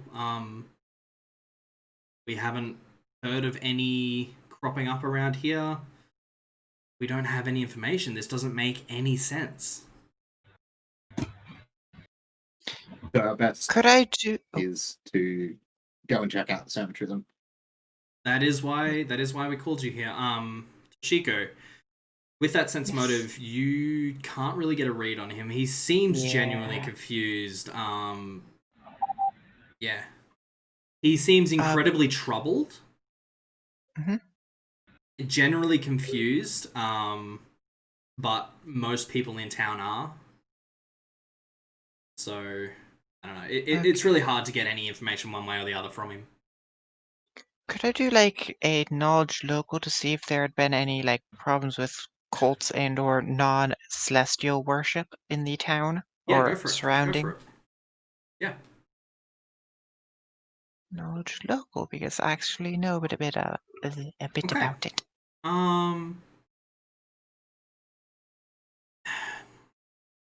In SANDPOINT, no. Mm-hmm. You don't know of any. And to be honest, you probably haven't really paid much close attention to religious cults or anything like that. It is a little weird that the cathedral has 3 distinct wings. Most of the cathedral is dedicated to Desna, which is the patron god of the town. There is the other 2 smaller wings are dedicated to Torak, which is represented by Vorin Fjallborg here in town, and Sarenrae, which you kind of put the feeling together that that's mostly where these healing potions come from, is that sect of the church, and then they give them as a gift to the Desnan sect of the church for the greater good. Sorry. And I know exactly why Sarenrae's here. I'm very confused because sure. Oh no, Desmond Sarenrae. Oh yeah. No. Yes. I have thoughts, but we won't go there. But in any case, Sheriff Hemlock speaks up and says, "Well, I have way too much paperwork to do here, and Father Xantus knows the way and knows what happened, knows where everything is. Can I leave these 4?" And he sort of shoots you all side eye. Heroes of SANDPOINT in your care to deal with this cemetery issue, please, Father. And Father Xantus nods. Of course, Sheriff. Yes. We'll get out of your hair now, and if you need anything, please let me know. I'm more than happy to help out however I can. And Sheriff Hemlock just holds out like a stack of paperwork, probably about this big. Take that with you. That's yours. And and Father Xantus sort of taken aback and says, "Of course, Sheriff." And takes it and is not happy.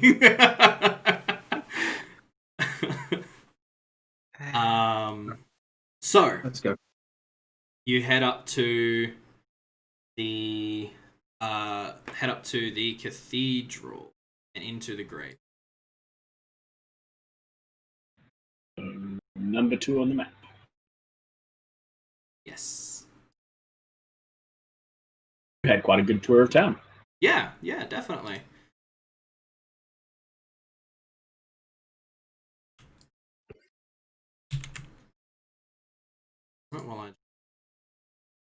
Is the mayor active in the town? How do you mean? Like moving around it? Oh yeah, no, definitely. She is very visible, and what's your Constitution modifier, Toshiko? Constitution is 11. Okay, cool. So it's a +0. So you gain 1 hit point overnight. Oh, okay. So I'm at 9, Yeah, like full hit point. No. You're at 6. 6. Oh, yeah. okay. So I didn't know how you. It's all good. So you should all be on a graveyard map. Yep. Don't trust that. That's fine. Sorry about the quality. I thought that was going to be better, but it's not, so that's okay. As you over to the left, there are the big crypt is dedicated to the noble families, so the Kaijitsus, the Deverins, the Valdemars, and the Scarnettis. They're all buried in there because they can pay for that. And the other one off to the side over here is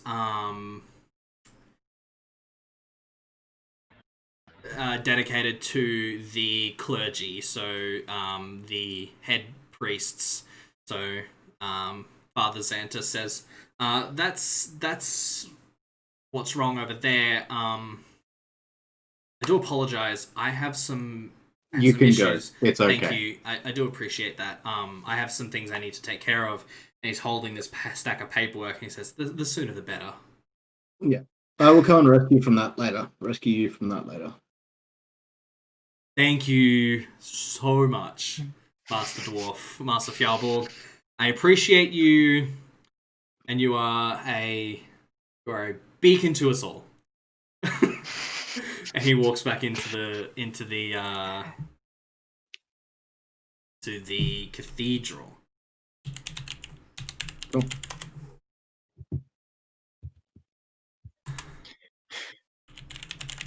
So, you have your heading. What are you doing? I'm going to I would like- activate my detect evil. Cool. Keep Not that a running. problem. Keep it running. No worries. Yep. Cool. Let me And just. I want to be deceptive. Yeah, no worries. So what are you looking for in particular? Tracks, things, what I can tell about people who've been through, things that have been moved, etc. Go ahead and roll me a perception check. Nice. Very nice. I'm gonna start. I'm gonna use detect magic to see if there's anything magic radiation in the area. Yeah, not a worry. There is no immediate magic from where you are standing. Same with evil. There's no evil in a 60-foot radius of where you are at the moment. Yeah, that's cool. Wasn't expecting there to be any, and if there was, I was going to be very alarmed. Yeah. That does not mean there isn't any hidden from you. And No, I know. But you would think that you rolled would a net not 20 plus be able to feel any this close.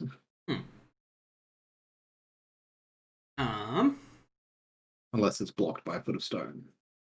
Or a Like thin how- sheet of common lead. How thick are these tombstones? The tombstones themselves are probably only about half a foot, so they're large stones, so you'd scan through them pretty easily, so that's fine. However, with a 22 perception, you do indeed look over and you see that the door is ajar.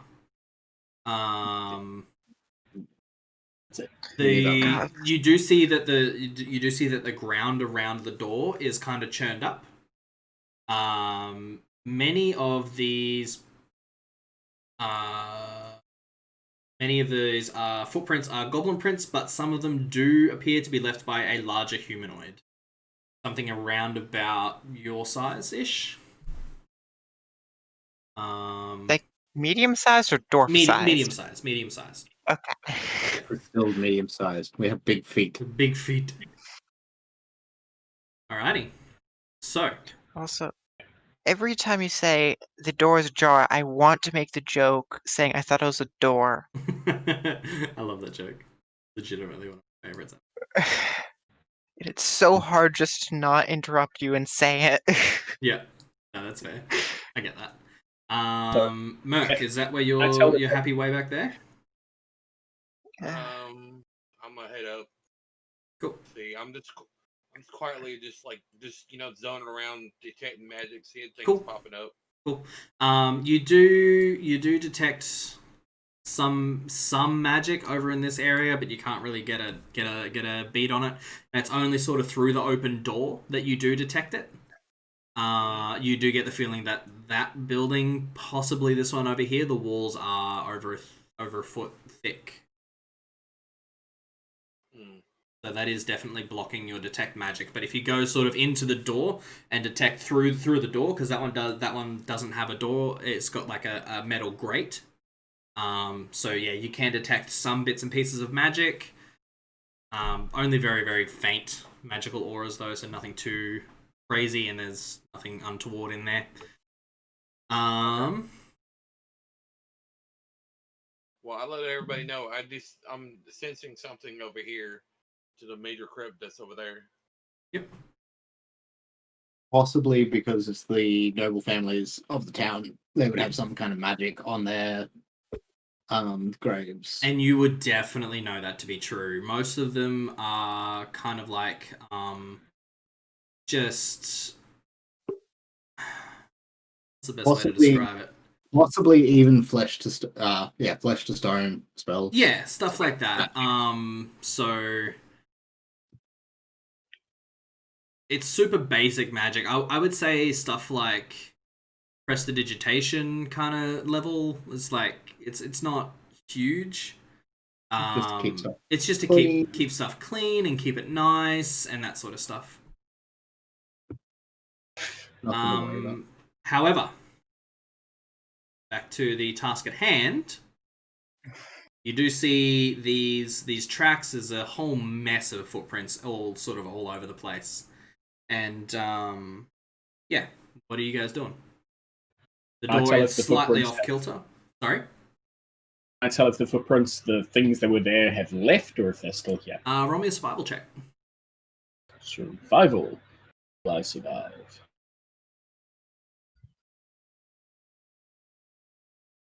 It's kind of hard to tell. It's a whole mess of footprints there. Okay.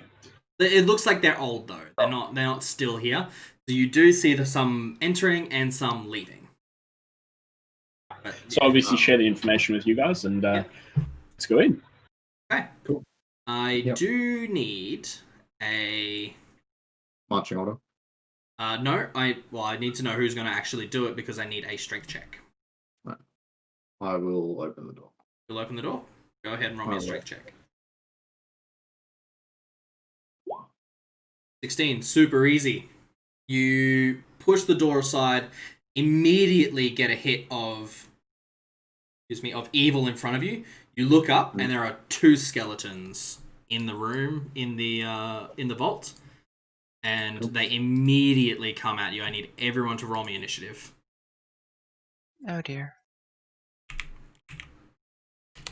Yay. Got a fucking 5. Click on myself before rolling. I only got a 21. Only a 21. Yeah. Like that's a bad thing. Yeah. I got a 10, but it doesn't appear to have gone into the order. I did click on my character. Yeah, I'm not before sure rolling. what's going on there. So I'll have a look into it later. Oh no, it just does it sometimes. It'll probably fix itself between games. No worries. And then it'll be broken for somebody else. I promise. Of course. So, Vorin's the only one who can see the undead, hey?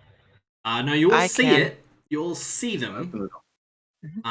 But they're coming at Vorin. And you definitely see him sort of course. Do I have enough time to unhitch my hammer and test it against her charge? Unfortunately not. Yeah, I didn't think so. Thought I'd ask anyway, but I mean, Awesome. great question. I love the question. And actually, because we're going to go straight into initiative order, you can on your turn. Merc, your turn first. What are you doing? So let me see. All right. I move up this point right here. Yep. And You can see, see one of them through the door. You can't see both. okay. Let's see. So I can see this one right here. Yep. Okay. I'm close enough, or yeah. I'm gonna cast. I'm gonna use Disrupt Undead on it. Yeah, cool. Go for it. Uh, Ranged touch attack, I believe. Mm-hmm. I believe so. Yeah. Yeah. Okay. What is it like? What is it with Paizo and throwing graveyards where we fight undead in all the start of all of their games? Oh, come on, it's just so much fun. it's tropes. Just tropes. Tropes. Yeah, 14 Then will again, hit. Go ahead and roll damage. All right. Sorry, what were you saying, Raven? No, it's just like, They're then again, fine. I did play Carrion Crown. Yeah, look. So the first one crumbles to dust. And Vorin, your turn. Cool. Unhitch.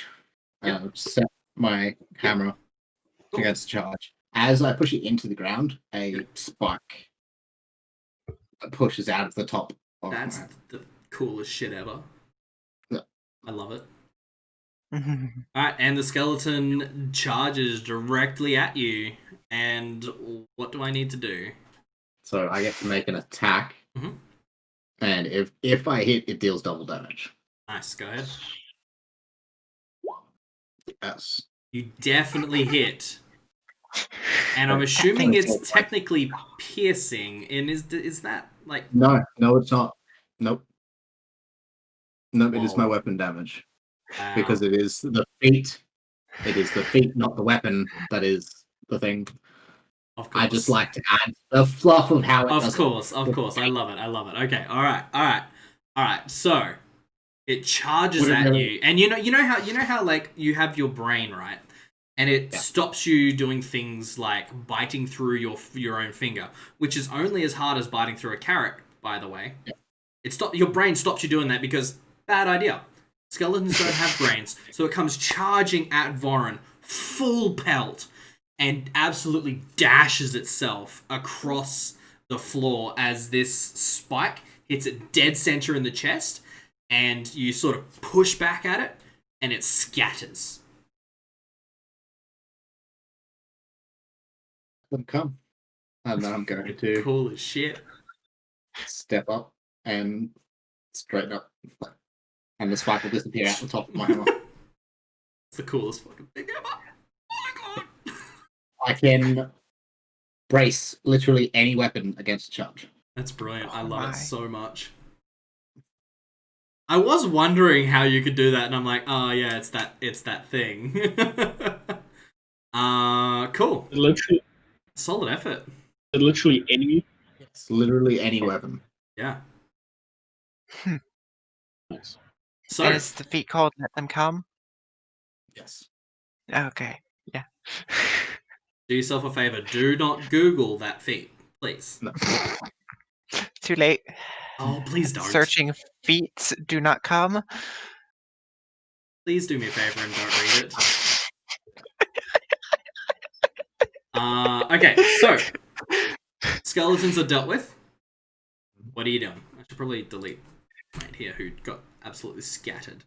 We're going to scan for more evil straight away. Yeah, you If there's any don't more. find any. No. Cool. I'm going to say a prayer to Torag to help cleanse the tomb of the residual evil. Foul magics. Foul magics, yeah. Cool. And restore it to its holy place. Yep, not a worry. I'm gonna ask you guys what you know about undead. Do I have a skill point in religion? I don't think I do. I think it'd be more of a paladin kind of cleric kind of deal. Oh, No, I don't. What is the specific question you are asking? Okay, so do we know that? I'm going to metagame here. They don't take damage from slashing weapons. They take damage from bludgeoning weapons, etc. Yeah. I mean, they do take damage from other weapons. It's pretty common knowledge that the only way you're going to break a bone is by hitting it. You can't really cut a bone in half super easily. Yeah. You can, but no, it's not super easy. But yeah. So do you want me to do a knowledge engineering check or anything, or anyone else to do the same? Otherwise, I'm going to go and snap some branches off the tree. Yeah, it's a knowledge religion. It's a knowledge religion. Yeah. First, Look, honestly, usually once they're risen and then once they are dispatched again, they don't really get back up most of the time, unless they're a lot more powerful. To be honest, these things went down super easy. You don't feel like that they are that powerful at all. And then if they do keep getting up, is you just take their hands and their feet. Means, We're not expecting to run this anymore then. Vorin doesn't sense any more evil inside the vault. Yeah. So I doubt it's a very deep crypt as such. Yeah, no, level, there's no steps great. down. It's just there's probably half a dozen like caskets in here, mostly made of stone. However, Okay. 3 of them are open. So which ones are open? Father Ezekiel Tobin, and the other 2 seem to be just the names are rubbed off. They seem to be a lot older. Is it a safe assumption to make that, basing on what old mates said, that the Father Tobin was the target, and these 2 skeletons came from those two other graves? I mean, it's kind of what it looks like, because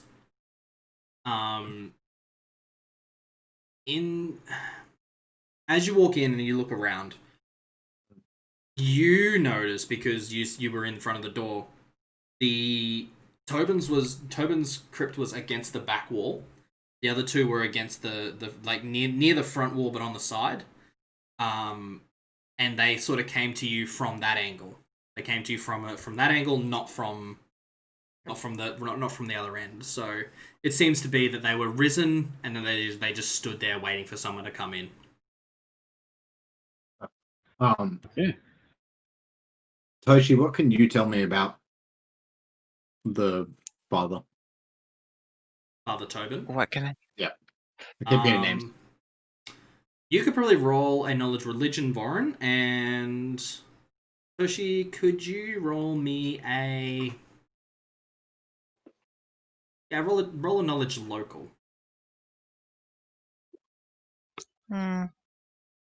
So you both know,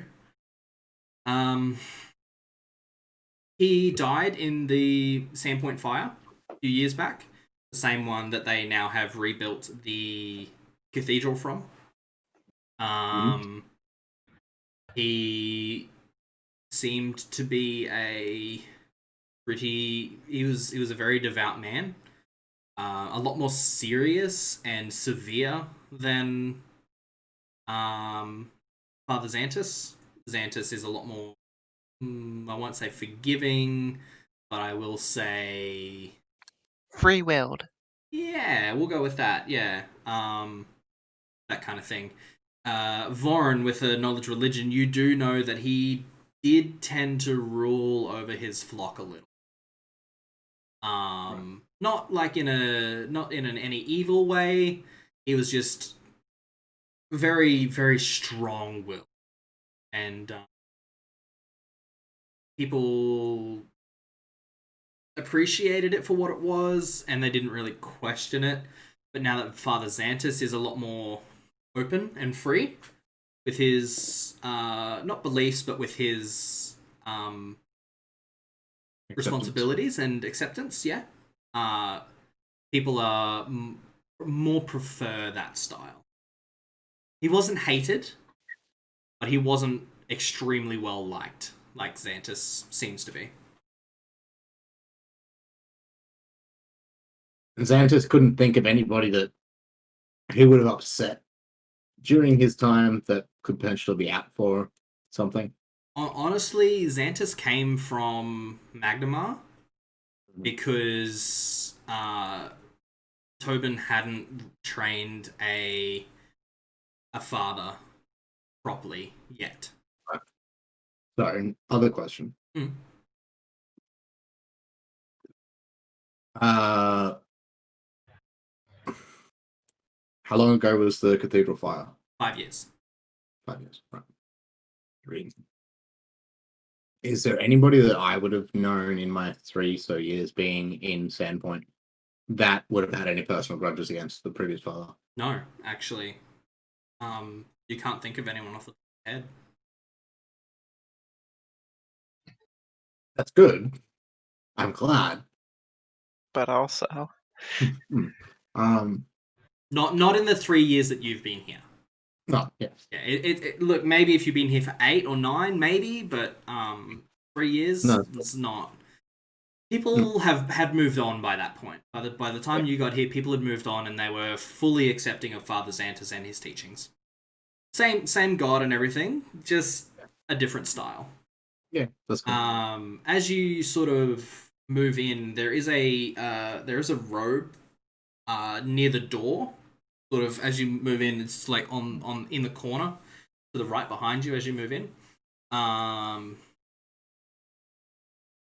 You do notice as you move further in and you look inside Ezekiel and Tobin's casket, his bones are missing. I could find that. Yeah. Is there anything in the other two? There is nothing in the other two.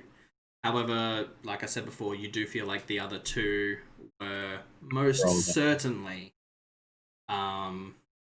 from the other two skeletons. They weren't buried with any possessions or any of them, any of the three. Honestly, just simple clerical clothing. Just a simple robe. Mostly has rotted away at this point. Yeah, so nothing magical radiating in there. I'm just kind of just. The robe in the corner is radiating faint residual magical energy. I go over there and pick Is it it up. tattered? It is tattered. Yeah. What were you gonna do? Sorry, there, Merc. I was just gonna see, go over there and pick it up and see if I can maybe figure out what it is. Yeah, go ahead and roll me a spellcraft check. Oh, good, I have that. Ha. Since you have Please. detect magic. Sorry, go on. Please don't handle that too much. Probably advise you put it back on the wall. The spellcraft check does give you an idea that it's no longer useful. It was once a magical item, and you get the idea it was probably had something to do with raising these skeletons. However, you're not really sure exactly what it was or anything like that. But you can sort of put 2 and 2 together. It's a magical thing. It was tossed away. It was probably used to raise the 2 skeletons.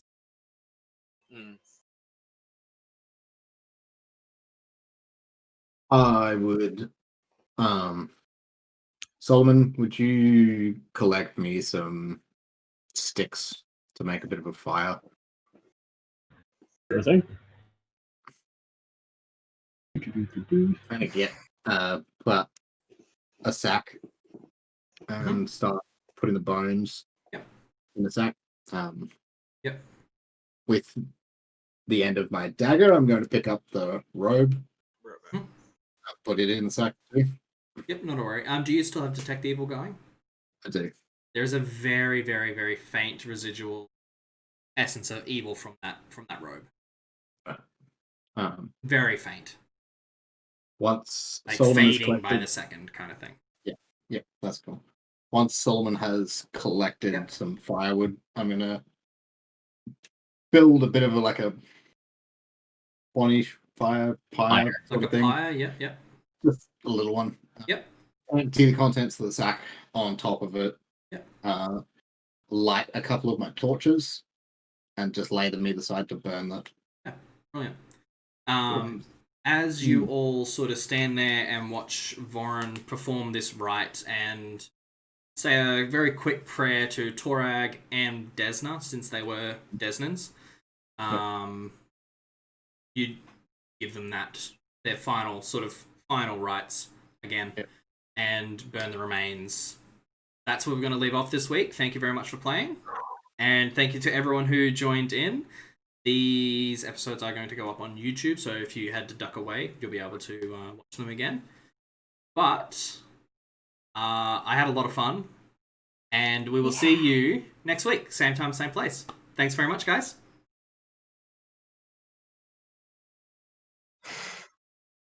I was right about to wave.